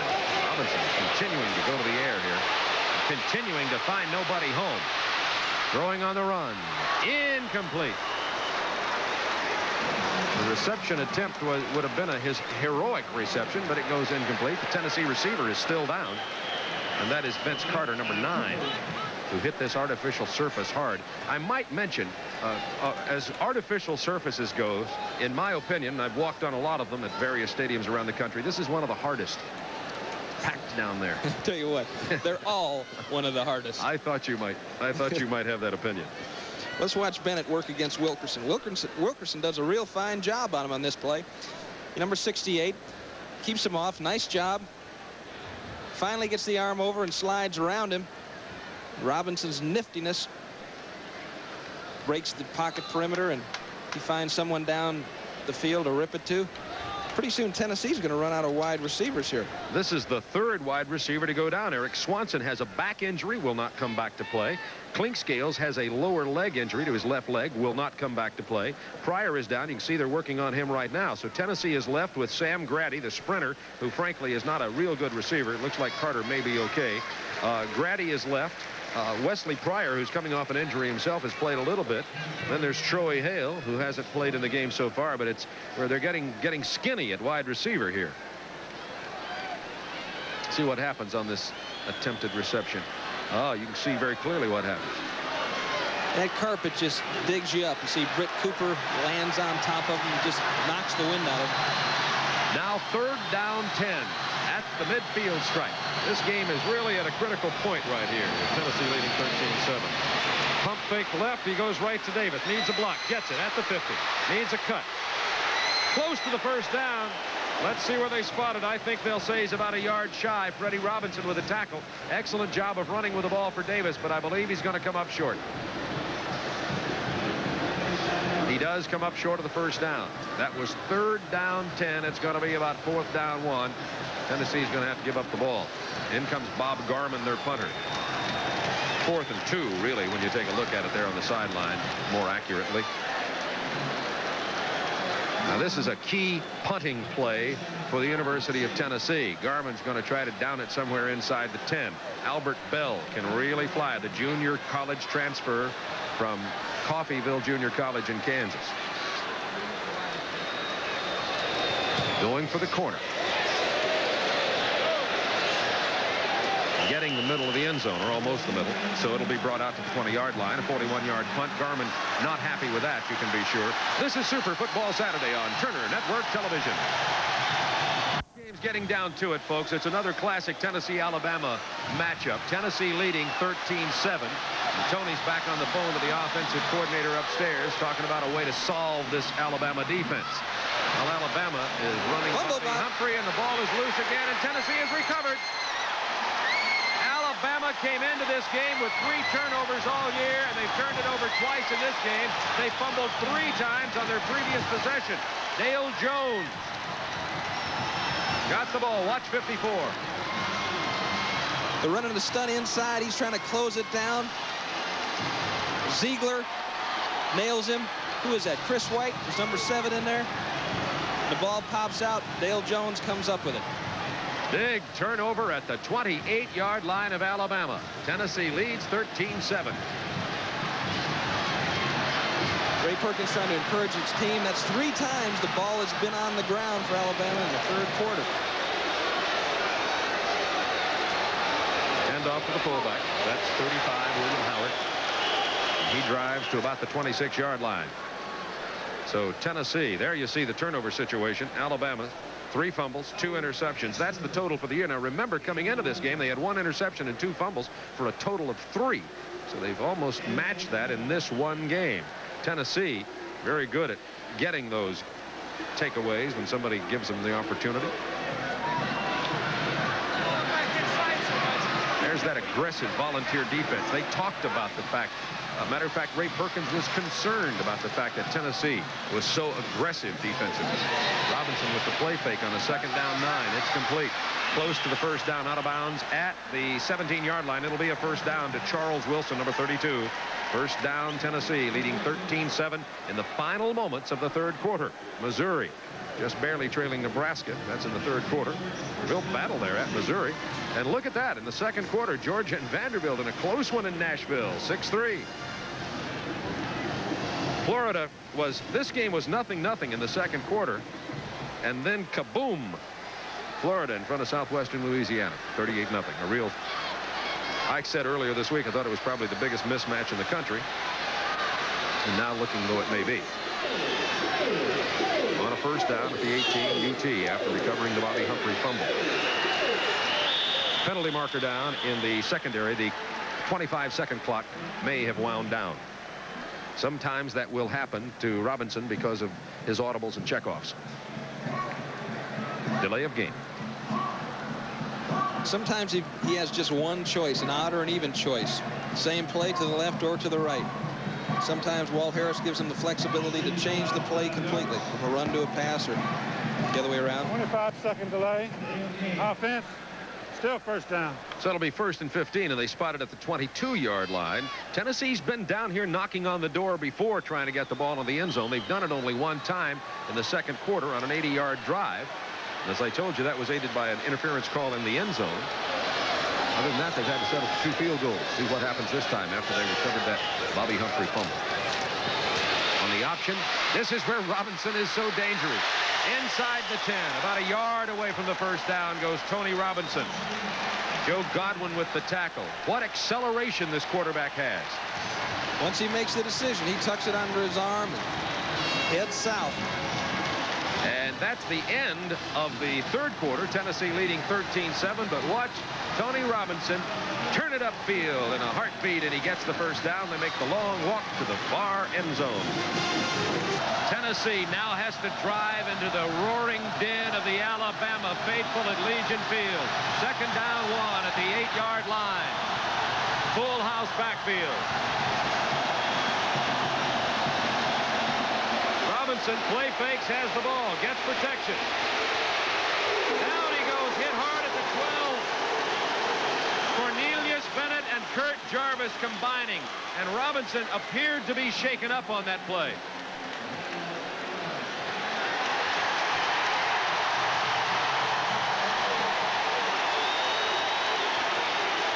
Play action, both tight ends releasing. Left tight end crossing pattern, right tight end corner route. Good job of coverage by Alabama. Kurt Jarvis, number 95. Cornelius Bennett arrived to put the vice on Tony Robinson. Looks like they're working on his knee, Tim. Right knee, and he's in severe pain, as you can tell right now. Hopefully the injury is not, but Tony Robinson is hurt. Darrell Dickey, who has played very little this year, is warming up to go in, the senior from Gainesville, the backup to Tony Robinson. While we just take a moment here to remind you that today's game is brought to you in part by Buick and your Buick dealers. For comfort, innovation, and a real commitment to quality, it's today's Buick. So Robinson is up now. They're helping him off. He looks tender on that right knee. Jarvis cuts off the north-south flow, and Bennett arrives, and that's painful, folks. He tries to get down. Oh boy. His foot was locked in the ground. It brings back bad memories. Don't show that again. Volunteers leading 13-7, 14:30 to go in the game. 3rd down 4 at the 11. Darryl Dickey, the senior backup, in at quarterback now. He gives to Davis, who gets to the 10 and no more. Dickey with his second play of this game. 1 yard. Drivers make tackle. Dickey has not been in any ball game until this one. This is his second play all year long. You can see him looking at the knee of Tony Robbins. You notice the doctor going to the other knee. He's checking the variation and the flexibilities between the medial collateral ligament and both knees. This will be a 28-yard field goal attempt on 4th down. It is good. Tennessee increases their lead over Alabama to 16-7 with 13:44 to go in the game. But the story is right there on your screen. The injury to quarterback Tony Robinson. This is Super Football Saturday on Turner Network Television. Talking to Tony Robinson on the sideline.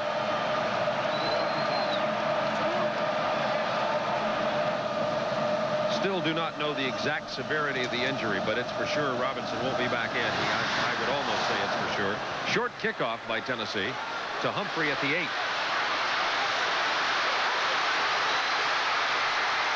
To the 40-yard line, Bobby Humphrey. Tackled by 45, Darren Miller.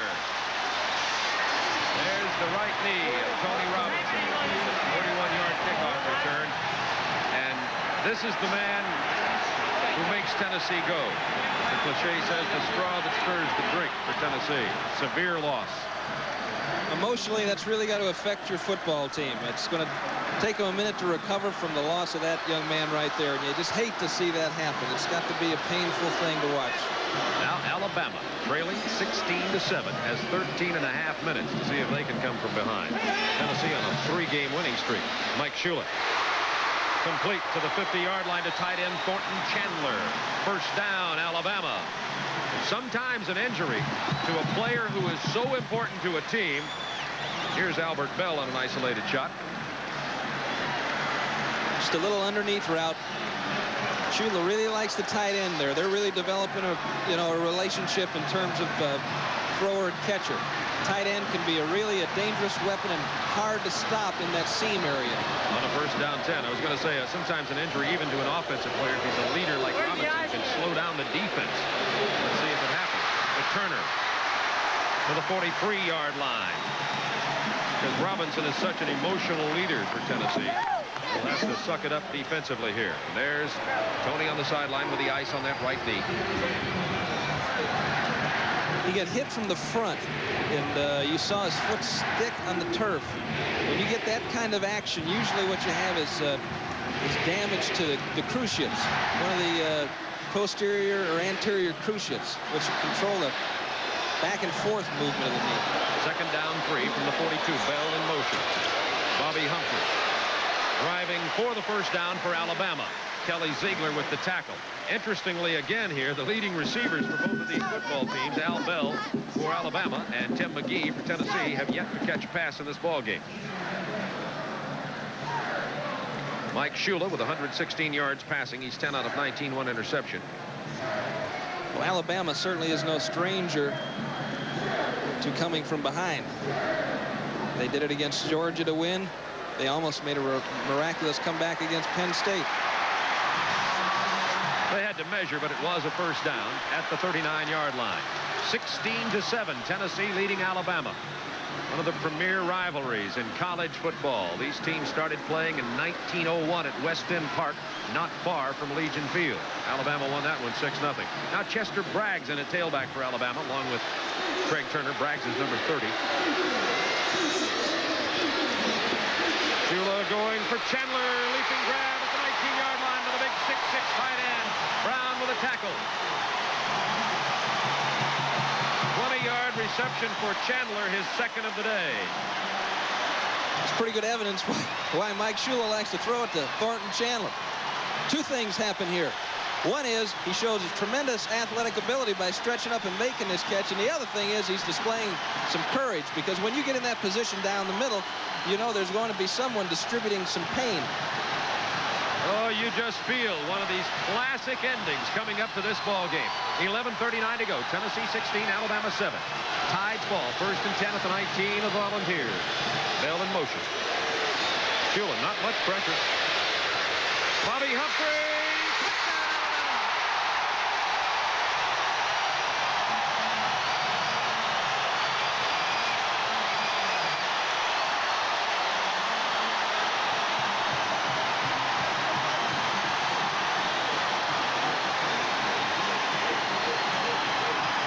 To see this. I want to know how Mike Shula got this one in there. Bell is perfectly covered, and Richardson are perfectly covered by Tennessee. They've got someone running with Humphrey. The defensive backs just lose sight of the football, and Humphrey comes up with a great catch. Perfectly placed throw. Here's the point after attempt by Van Tippen. It is good. That's Humphrey's 2nd touchdown reception of the year. A courageous grab. He was really stuck by Terry Brown, but fought his way into the end zone. The freshman who grew up in the shadow of Legion Field, now hearing the cheers. Pulled to within 2 thanks to that touchdown reception by 26, Bobby Humphrey. See Haas Johnson riding Dale Jones out of the play, giving Shula time to deliver this perfect strike. Bobby Humphrey used to listen to this crowd from that house. It's just across the street from section 42 at Legion Field here in Birmingham. Now he's hearing the cheers from the inside after he catches the touchdown pass to pull the Crimson Tide to within 2 of Tennessee. 11:26 to go in this ball game. Tony Robinson, Tennessee's heart and soul offensively, is out of the ball game with a knee injury. Darrell Dickey, the senior backup quarterback, will have to come in and see if he can keep Tennessee out in front by the narrow 2-point margin. Dickey had not played a down, had not thrown the ball at all this year for Tennessee. He's a senior, son of the athletic director. If you look at the stats on that scoring drive. New athletic director, Doug Dickey. This young man played his high school ball down in Gainesville, Florida, where Dickey was associated with the University of Florida. The thing we want to do is say hi. Bob Woodruff, of course, a longtime athletic director in Tennessee, and his wife Trudy at the game. We want to say hi to Bob's dad, Joe, who was a letterman at Georgia in 1913. He and his wife Mary are watching hospital in Atlanta. Darrell Dickey on the roll. It's complete to Charles Wilson, out of bounds at the 22-yard line. Very small gain. He's 1 out of 2 now. By the way, Tony Robinson's going into the locker room. We'll get a report, hopefully. You see him, I think, on a cart about to leave in front of the... No, he's on the bench in front of the Tennessee fan down there. It's pretty warm on the field. It was 78 degrees at kickoff, and the sun is out now, so it's pretty hot down there. The crutches by his side. A poignant story for Tony Robinson. Now Darrell Dickey's got the weight on his shoulders. 2nd down 8 from the 22, Tennessee. The pitch to Keith Davis. Look at the speed. 1st down. 20 yards. 28, 29 yards for Keith Davis around the left end. Cooper and Robinson chasing him out of bounds. And Tony Robinson nodding his approval and still cheering despite the pain in his right knee.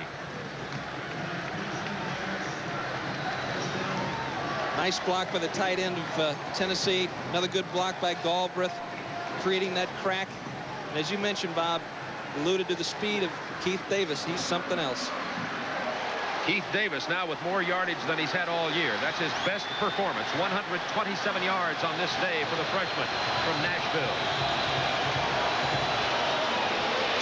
They give it to Charles Wilson. He gets about 2 or 3 inside Alabama territory, but field position becoming critically important here, of course, as Tennessee has that 2-point lead thanks to the 3 field goals by Reveiz with 10:56 to go in the ball game.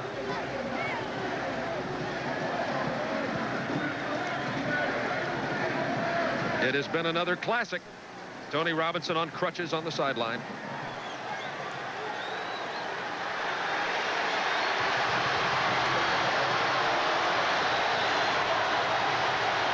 In the I formation. Howard, the fullback, play fake. Here's a reverse to McGee. Needs a block. Gets it, but no yardage and penalty markers go down. That just didn't happen. All day long, Tennessee's been trying to get the ball in the air to Tim McGee. He has no receptions on the day. Tennessee's leading receiver. They decide to just go ahead and pitch it to him on a reverse. Tennessee clips on the play. You watch and see if this is a clip. Sowell does an excellent job. I would not call it a clip. I wouldn't have called it either. It looked like he's working to get his head around the front, and it was on the side. Brent Sowell did a beautiful job, though, of staying home and keeping that play from developing. Last week, the Auburn-Florida State game, we saw a load of reverses, and nobody played it as well as Sowell did on that one. Here's the announcement. Flipping. Offense. Second down. There's the elephant mascot of the Crimson Tide. We saw a sign earlier that was being paraded around here that had an elephant carrying a machine gun that said Bambo. And I guess you know the takeoff on that from the movie of a similar name. Second down 27, Tennessee after the penalty from their own 32. Darrell Dickey will throw his third pass of the game over the middle. It's incomplete. Just a little bit low, a little bit too tough to hold on to, intended for Vince Carter. So the drive stalls here for Tennessee, or at least it's stalled thus far. It'll be third down 27 at the 32, and there goes Tony Robinson. And if the injury is as serious as it looks, there go a lot of the hopes of the Volunteer fans this year. Tennessee 2-1-1 coming into this football game. They have the lead by 2 here, but it has been a very expensive lead over Alabama. And that's that could make an editorial comment on the artificial turf, because what happened was his foot stuck. On third down 27, draw play Davis. Up 2 yards, down he goes at the 33. And now these Crimson Tide fans starting to play a role in the game as they are just exercising their lungs. Listen to this crowd.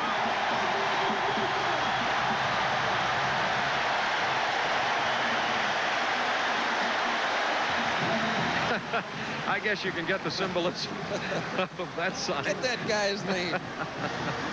Oh, somebody will market a product every time you give them a chance. The good old US of A. Bob Garman with a good punt to Albert Bell at his 24. Down he goes hard, right in his tracks.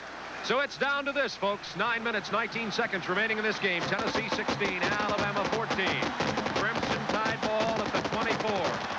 Georgia led Alabama late in the opening game of the year, and Mike Shula drove them from behind to score and beat Georgia. Let's see if he can do the same against Tennessee. Well, last time they moved the ball down the field, it was through the air. A couple of nice runs, but most of the yardage put away in the air. Shula is 12 out of 21 for 145 yards, 1 interception on the day. Single setback. Turner, who gets the ball. And about 4 yards. Close to the 30-yard line goes Craig Turner. Turner's been one of the favorite receivers again today. That's his 7th reception of the day, meaning he only had 7 all year coming into this game. 7 for 33, so he's had 14 catches on the year now. He's running that flare control pattern out of the fullback position. He just kind of heads straight down the line, then he'll turn upfield. Shula looks at the tight end. If the linebacker's back at the tight end, he'll pop the fullback. Second down 5, Alabama. From their own 30. Here's that shovel pass to Craig Turner. First down and more to the 43. Andre Kramer with the tackle. Alabama keeping it simple, relying on that offensive line, relying on the mistake-free football they've tried to play. Remember, the couple of series prior to this, Alabama fumbled twice on one series, came back in, Humphrey fumbled on the first play, and Tennessee got a field goal out of it. So holding on to the ball has not been something that's come naturally to Alabama today. First down from the 42 of the Tide. Humphrey and Turner in the backfield. Shula with only a 4-man rush. Over the middle to Humphrey for the 37 of Tennessee. Boom. This drive started at the Alabama 39-yard line. Shula has done this all year long. This ball's thrown right on time and perfectly. It has to be. See, you throw it right over the top of Ziegler before the safeties could get there and make the play. Beautifully thrown football. A dangerous throw, but beautifully thrown. I say dangerous because sometimes a tip ball, as happened earlier in the game, results in an interception down the middle. First down 10 at the 37. Stealing the throw again. Whoa!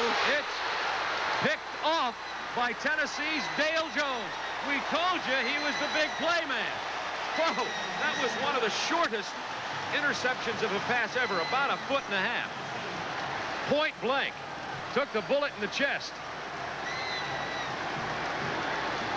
Big turnover, and Alabama has committed the same number of turnovers today as they had the entire season coming into this game. Perkins telling Shula nothing you can do about it, just goes to lay it out there. Jones bats the ball and then makes the catch. He was just throwing that little swing pass out to the fullback. Alabama had started that drive at their 25 and had driven and were really moving the ball until that turnover. Today, 2 interceptions, 1 fumble lost by Alabama. Tennessee had the 1 interception, no fumbles. That's been the story of the game. 16-14 Tennessee, 7:43 to go. Darrell Dickey replacing the injured Tony Robinson, showing good movement himself, incomplete. At the 40-yard line, he was looking for tight end 81 Jeff Smith. Dickey showing some mobility there, and there's young Mike Shula, who's thrown 2 interceptions today. Very unusual for him.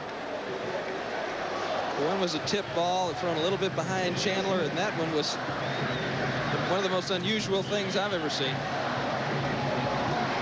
Well, they talk about Dale Jones, the intangibles about a player like Dale Jones. Who's going to count on an interception of a pass from 3 yards away? That's right. Every time we've seen Dale Jones play, he's come up with big ones. 2nd and 10 from the 47. Howard and Keith Davis in the backfield. This is Davis on the sweep left. A great job of running in traffic. He goes down hard at the 47. John Hand with a tackle. We've seen a lot of football games, about 60 in the last 3 years and a month, and I haven't seen hitting much harder at any of them than this game. There's a penalty marker on the play at the line of scrimmage. Illegal motion, Tennessee. 7:30 to go in the game. Tennessee with a 2-point lead, 16-14. And you ask how important is Tony Robinson when he goes injured. Of course, heart and soul of the team, he's very important, but he had also rushed for 43 yards in the 3rd quarter. Illegal formation. Only 6 men on the line of scrimmage. Offense. 2nd down. You could say that Tony Robinson is as valuable to this offense as, say, Ken Austin would be to Mississippi. And Mississippi is kind of tripled without Austin. 2nd down, 15 Volunteers at the 43-yard line of Tennessee.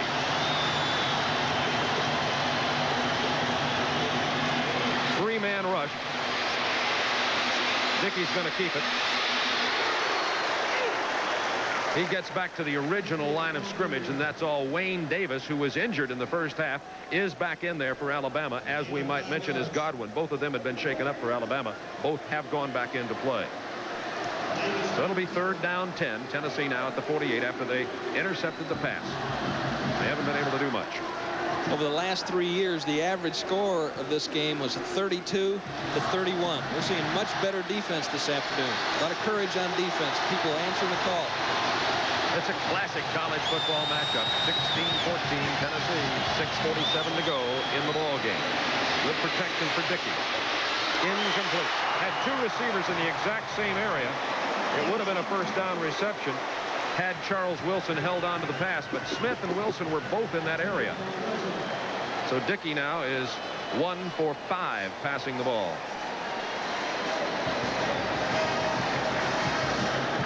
And Tennessee will have to turn it over again. Alabama will have 6 minutes 42 seconds remaining in the game. There is Albert Bell. He has not had a reception in this ball game.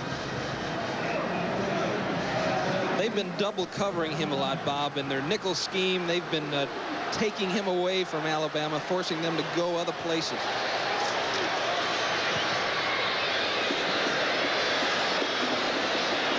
Into the end zone.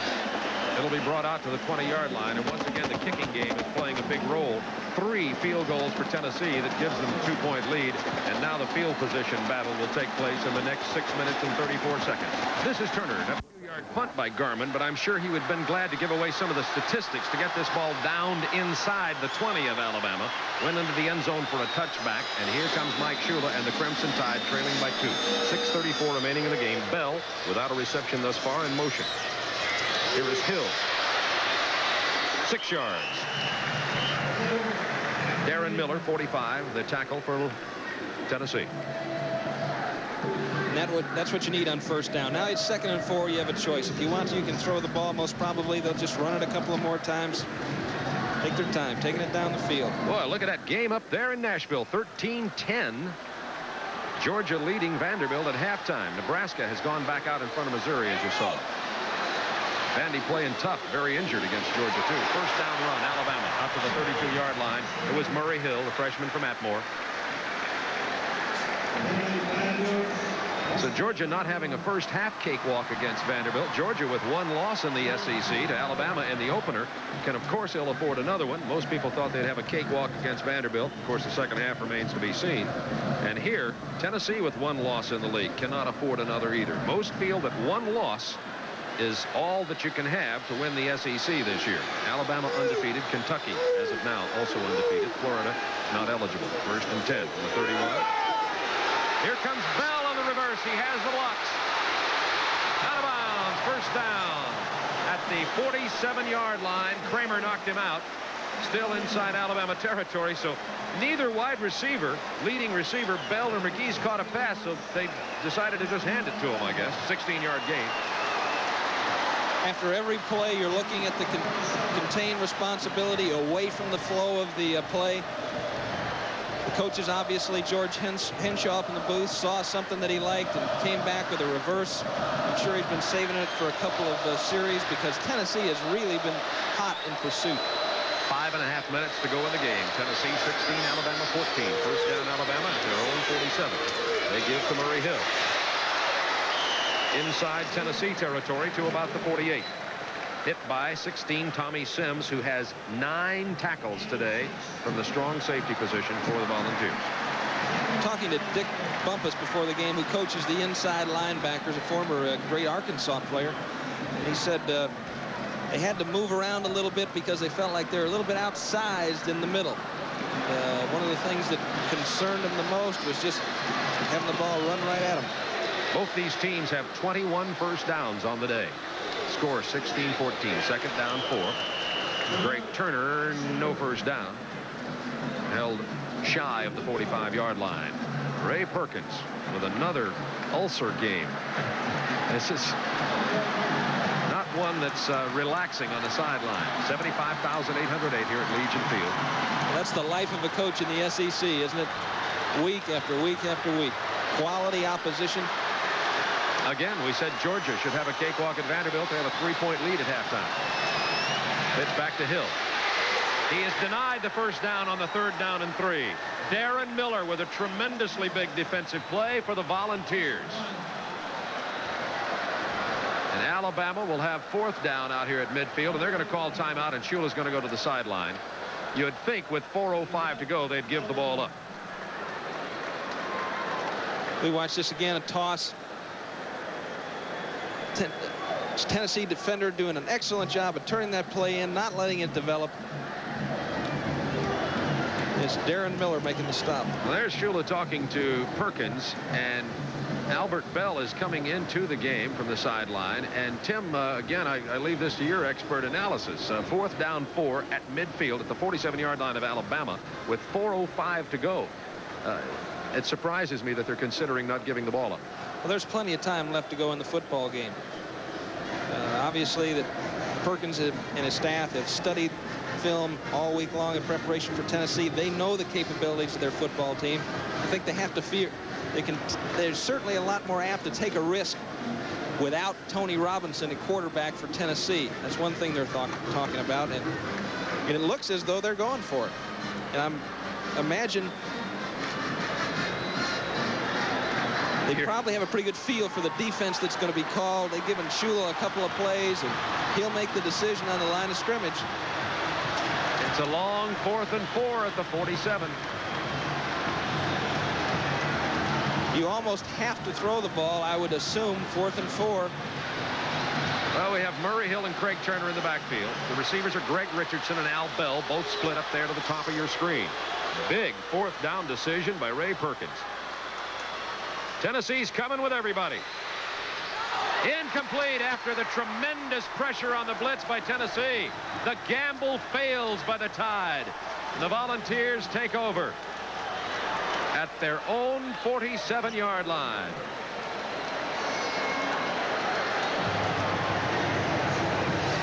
Murray Hill comes out of the backfield, headed toward the sideline, and just a mess up in communication, I imagine. Probably an option route, Bob, and the receiver read one thing and Mike Shula read something else. I thought maybe it would have been a short option to Murray Hill, but he took the sideline and stayed out there, so there was no doubt about what he was supposed to do. Tennessee, 1st and 10, their own 47, leading 16-14, 4:01 to go in the game. Tony Robinson hurt, Darrell Dickey at quarterback. Keith Davis flags down. Davis down at the 50. Kurt Jarvis with the tackle. We recap what happened to Tony Robinson. Tony Robinson on a scramble, hit by 2 or 3 Alabama players, and tore up his right knee. We do not know how serious the injury is, but he went off the field in crutches. Is in the locker room now. Dickey has come in and gone 1 out of 5 passing for only 2 yards. This penalty against Tennessee. Something else that happens when you change quarterbacks and you're not used to it. Dickey had not played all year. Illegal formation, offense, 6 men on the line of scrimmage. Still 1st down. I said he hadn't played. Dickey had been in the game a time or two, one time earlier, but had not thrown a pass all year. We talked about the injury to Tony Robinson. Here it is again. That's his right knee, right there. Oh, mercy. Yeah, that's obvious on that one. Double tight ends, 1st and 15, Tennessee, back at their 42 now. Pitch to Davis, needs the block, gets outside, great speed. Good containment by Alabama, but Keith Davis still gets it inside Alabama territory to about the 47-yard line. Davis now around 135 yards rushing the ball this afternoon. Most importantly here, his field position and the time. 3:17 remaining in this game. Alabama has 2 timeouts left. Tennessee, all 3 of theirs. Of course, Tennessee will try to be just churning the clock, and it's running right now. And lead by 2, 16-14. Okay, at this point in the game, no more bend but not break. You got to come after him. You got to pressure Tennessee's offense. Something Alabama is not used to doing. Look for 97 Cornelius Bennett, their big play guy. See if he can do something like Dale Jones did for Tennessee. Hand off to the fullback, Howard, short of the 1st down. That was 2nd down 4. It's going to bring up 3rd down and about a yard or so. And Johnny Majors tenaciously clinging to a 2-point lead, 16-14. He was a fighter and a scrapper as a player. He's no different as a coach. He's assembled a fine staff. Walt Harris has done a great job as a mentor of his quarterbacks. Oh, listen to this crowd. It's deafening at Legion Field. 3rd down 1 at the 44, Tennessee. Davis. 1st down or close to it. It'll depend on where they spot it. He went down right at the flag. It looks to me as though he got the 1st down.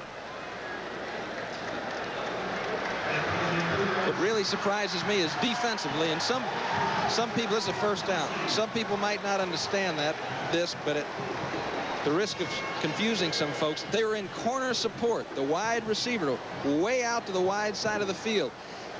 If the corner is in primary support, he can't get in to turn that play in to make something happen fast enough for it before it develops. Usually you got to get in some kind of a safety support in that particular situation. Short yardage. Tennessee got the 1st down. Time all the way down to 1:30 remaining. Tennessee 1st down from the 42. Hand off for about 3 right up the middle to William Howard. John Hand with a tackle. Alabama trailing by 2. Clock stops at 1:21. Alabama uses 1 of their 2 remaining timeouts.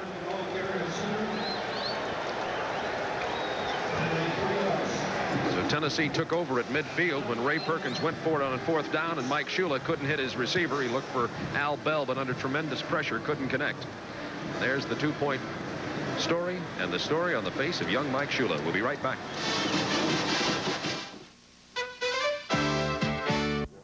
Going for number 4. Minute 21 remaining. 2nd down 7. Tennessee at the 39 of Alabama. Here's Davis. Davis down at the line of scrimmage. Gain of maybe a yard. Brent Soule with the tackle. Davis has had a day. He has rushed 25 times for 142 yards, received 3 passes for 44, and has accounted for 166 yards of the Tennessee offense. And there's Darrell Dickey, who came in place of the injured Tony Robinson. Tennessee. I think defensively, when you set up your game plan, you go in by taking away what the opposition does best. They wanted to take away Timmy McGee. They wanted to take away the long pass. They've been successful in doing that. Tennessee's gotten more yards rushing the ball than Alabama would like to have given them, but it's been a pretty good defensive football game. Now, we understand that this is Alabama's last timeout. The scoreboard here says there is 1 timeout remaining. So we'll check on the sideline and see for sure. We believe they are out of timeouts. Each team allowed 3 per half, and I believe Alabama's out of timeouts. That's 3. That's 1 on this play with play before, and then when they considered going for it on 4th down, they took a timeout there, so that's 3. There you go. And that with 1:11 to go in the ball game. Again, the scoreboard showing otherwise, but our statistics are accurate, and I will always count on Tim's memory. The heck with the computers. 1:11 to go. The sideline conversation concluded, and Dickey, who has come in here, only gone 1 out of 5 passing for only 2 yards, but that's not what his job was in replacing Tony Robinson. His job was to keep the ball from being turned over in bad position, and he's done that thus far. 3rd and 6 at the 38. Davis hit in the backfield, loss of about 3. Clock at 1:06, 1:04, 1:03, and counting. This will be 4th down. Just takes the inside hard. They're trying to trap him, but before they can get there, Bennett's got a hold of the back. Clock continues to count. It's 51-50. Tennessee can, of course, let that 25-second clock elapse, take the 5-yard delay of game penalty, give them a little more punting room to try to punt it to Alabama inside their 10, and they'll probably do just that. The 25-second clock is blocked from my view here, thanks to so many folks on the sideline here at Legion Field. But you can see that Tennessee's going to let it just down. There it goes. The flag is down. The 25-second clock has elapsed, and the game clock stops at 29 seconds in the game. Now, to say it isn't over is a cliche till it's over, but it's 16-14. Alabama is but a field goal away. They have no timeouts, but they have a great young heady quarterback in Mike Shula and a tremendous under 2-minute game plan, as you saw against Georgia earlier in the year. It's tough to develop an under 30-second game plan. That's takes a little bit more skill with no timeouts. And Van Tiffen, they've got a tremendous weapon in Van Tiffen. He can nail it. I think he hit a 57-yarder against Texas A&M, so he's got the big leg. And Bob Garman inside the 10 like he's wanted. And Alabama, Bobby Bowden made such a success of it at Florida State the last few years. Let's see what Alabama's special teams can do. Al Bell is back to take the punt at his own 10. So 29 seconds remain in the game. Alabama's out of timeouts. Tennessee leads by 2, 16-14.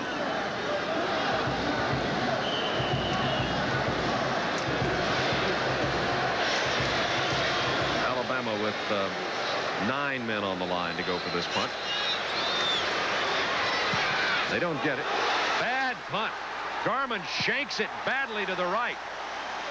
5 seconds elapse off the clock. They march it upfield here, and they will say that this ball went out of bounds at the 33-yard line. So Garman gets off a less than choice punt here, and Alabama with 24 seconds.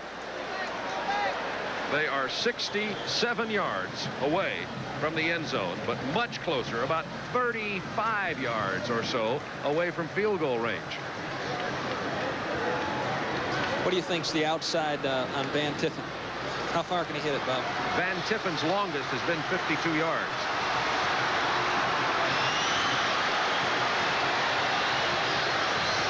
He is 2 out of 2 50-plus this year. He's got the leg. Shula throws it as he's hit. It is not a grounding. He was throwing in the area of a receiver, but he went down under great pressure. 77 Richard Cooper was back there. Clock down to 20 seconds. It'll be 2nd down 10. Tennessee with this gambling defense will just be coming. You can bet on that on every play. You'd think most teams would be in prevent, but Tennessee didn't prevent when they got into that tie with UCLA in their season opener. Richardson and Bell split wide to the right side. To the left side is running back Murray Hill. This time Tennessee is prevent. Only 3-man rush. Shula.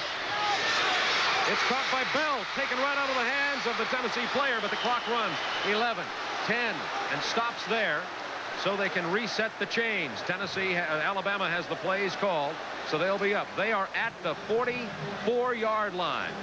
Remember, you add 17. It's a 61-yard field goal from here. You can count it down on it, depending on what Alabama can get on this. Shula throws it out of bounds, almost picked off. He just rifled it out of bounds to stop the clock. Now 6 seconds left. I'd have thought they'd have tried to have gotten something on that play, because there's Van Tippen. There you see, he can kick it. 57, 53, 52, and 51. He's 2 out of 2 plus 50 this year. And it could come down to that. We said at the beginning it could be a kicking game battle, and we had a messed up punt. Alabama's going to try to get one play with 6 seconds left. Shula just throws it out of bounds again. Clock down to 4. Lost 2. I didn't quite get that one. Here comes Van Tippen. The line of scrimmage is the 44. Add 7 to the 51, and 10 is a 61. Well, we've seen Kevin Butler hit him from that distance. In that last alignment, they're looking to see if Tennessee was out of position. Maybe they could get a couple yards. If not, they're going to make sure that this is the last play of the game. Got the distance. No, it does not have the distance. It is short by about 5 yards. Clock to 0-0. The Volunteers have defeated Alabama at Legion Field, and that young man came up just a little bit short on the 61-yard field goal attempt. What a ball game we saw here today. But Tennessee paid dearly for this victory, losing quarterback Tony Robinson. Johnny Majors, 4 wins in a row over Alabama. Prior to that, Alabama had defeated Tennessee 11 times in a row. We'll be back in just a moment. This is Super Football Saturday on Turner Network Television. 16 Alabama 14, Johnny Majors, head coach at Tennessee, on the sideline, who's played against Alabama right here at this field. Coach, first of all, we want to talk to you, congratulate you on your victory, but I know you're feeling a little less than enthusiastic because of the injury to Tony Robinson. What's the latest on that? Well, the only thing the trainer told me shortly thereafter, in about 2 or 3 minutes, I eased over to him, and the trainer didn't think it looks very good. I'd say our chances of having Robinson the rest of the season are probably nil. And it's a great victory for our team. Our team showed so much courage. Our defense, my gosh, it's a very costly victory, but it's a great victory for Tennessee. It's hard to do this 4 years in a row, and I'm awfully proud of our young men and the great job that our assistant coaches have done. You know, did anybody, what was said after Robinson was injured? We said sometimes when a player of his magnitude goes down, it affects the whole team, but it did not affect your defense. I said something to Ken Donahue, our defensive coordinator. I says, Ken, the last quarter, as far as your play calling goes, Robinson's out for the game and possibly the season. I said, don't say anything to Walt Harris, our offensive coordinator. But Walt asked me how he was. I says, Walt, Tony's out for the 4th quarter. He said, how's it look, Coach? I said, it's not very good. But I said, keep on the right track, keep your spirits. I want to send it to those 2 people. I didn't want anybody else to know. I was afraid it might affect our squad, and they were playing very courageously. Well, this puts you in a pretty good position in the SEC race. I know you've got tough games coming up, but this has to be a critical and big victory. I don't know if you've had a bigger one in recent years. This is a great victory. It's a big victory. We've got a very fine football team. This is the biggest blow I've probably ever received as a head coach, but we have some courageous young men, and we just got to close ranks and keep marching, because we've got a heck of a tough schedule, 6 more games, and this is a whale of a league. Johnny Majors, congratulations on the 16-14 win here today. Thank you. Johnny Majors, head coach at Tennessee, and Tennessee holds on as Van Tippen attempts but comes up short on what would have been an SEC record 61-yard field goal at the buzzer. What a great ball game as the rivalry continued between Tennessee and Alabama, and the Volunteers have now won 4 in a row. Alabama now with 1 loss in the SEC. Tennessee also with 1 loss in the Southeastern Conference. Only Kentucky, and they have to play at LSU tonight, remains undefeated in the Southeastern Conference in the race. Florida, of course, ineligible.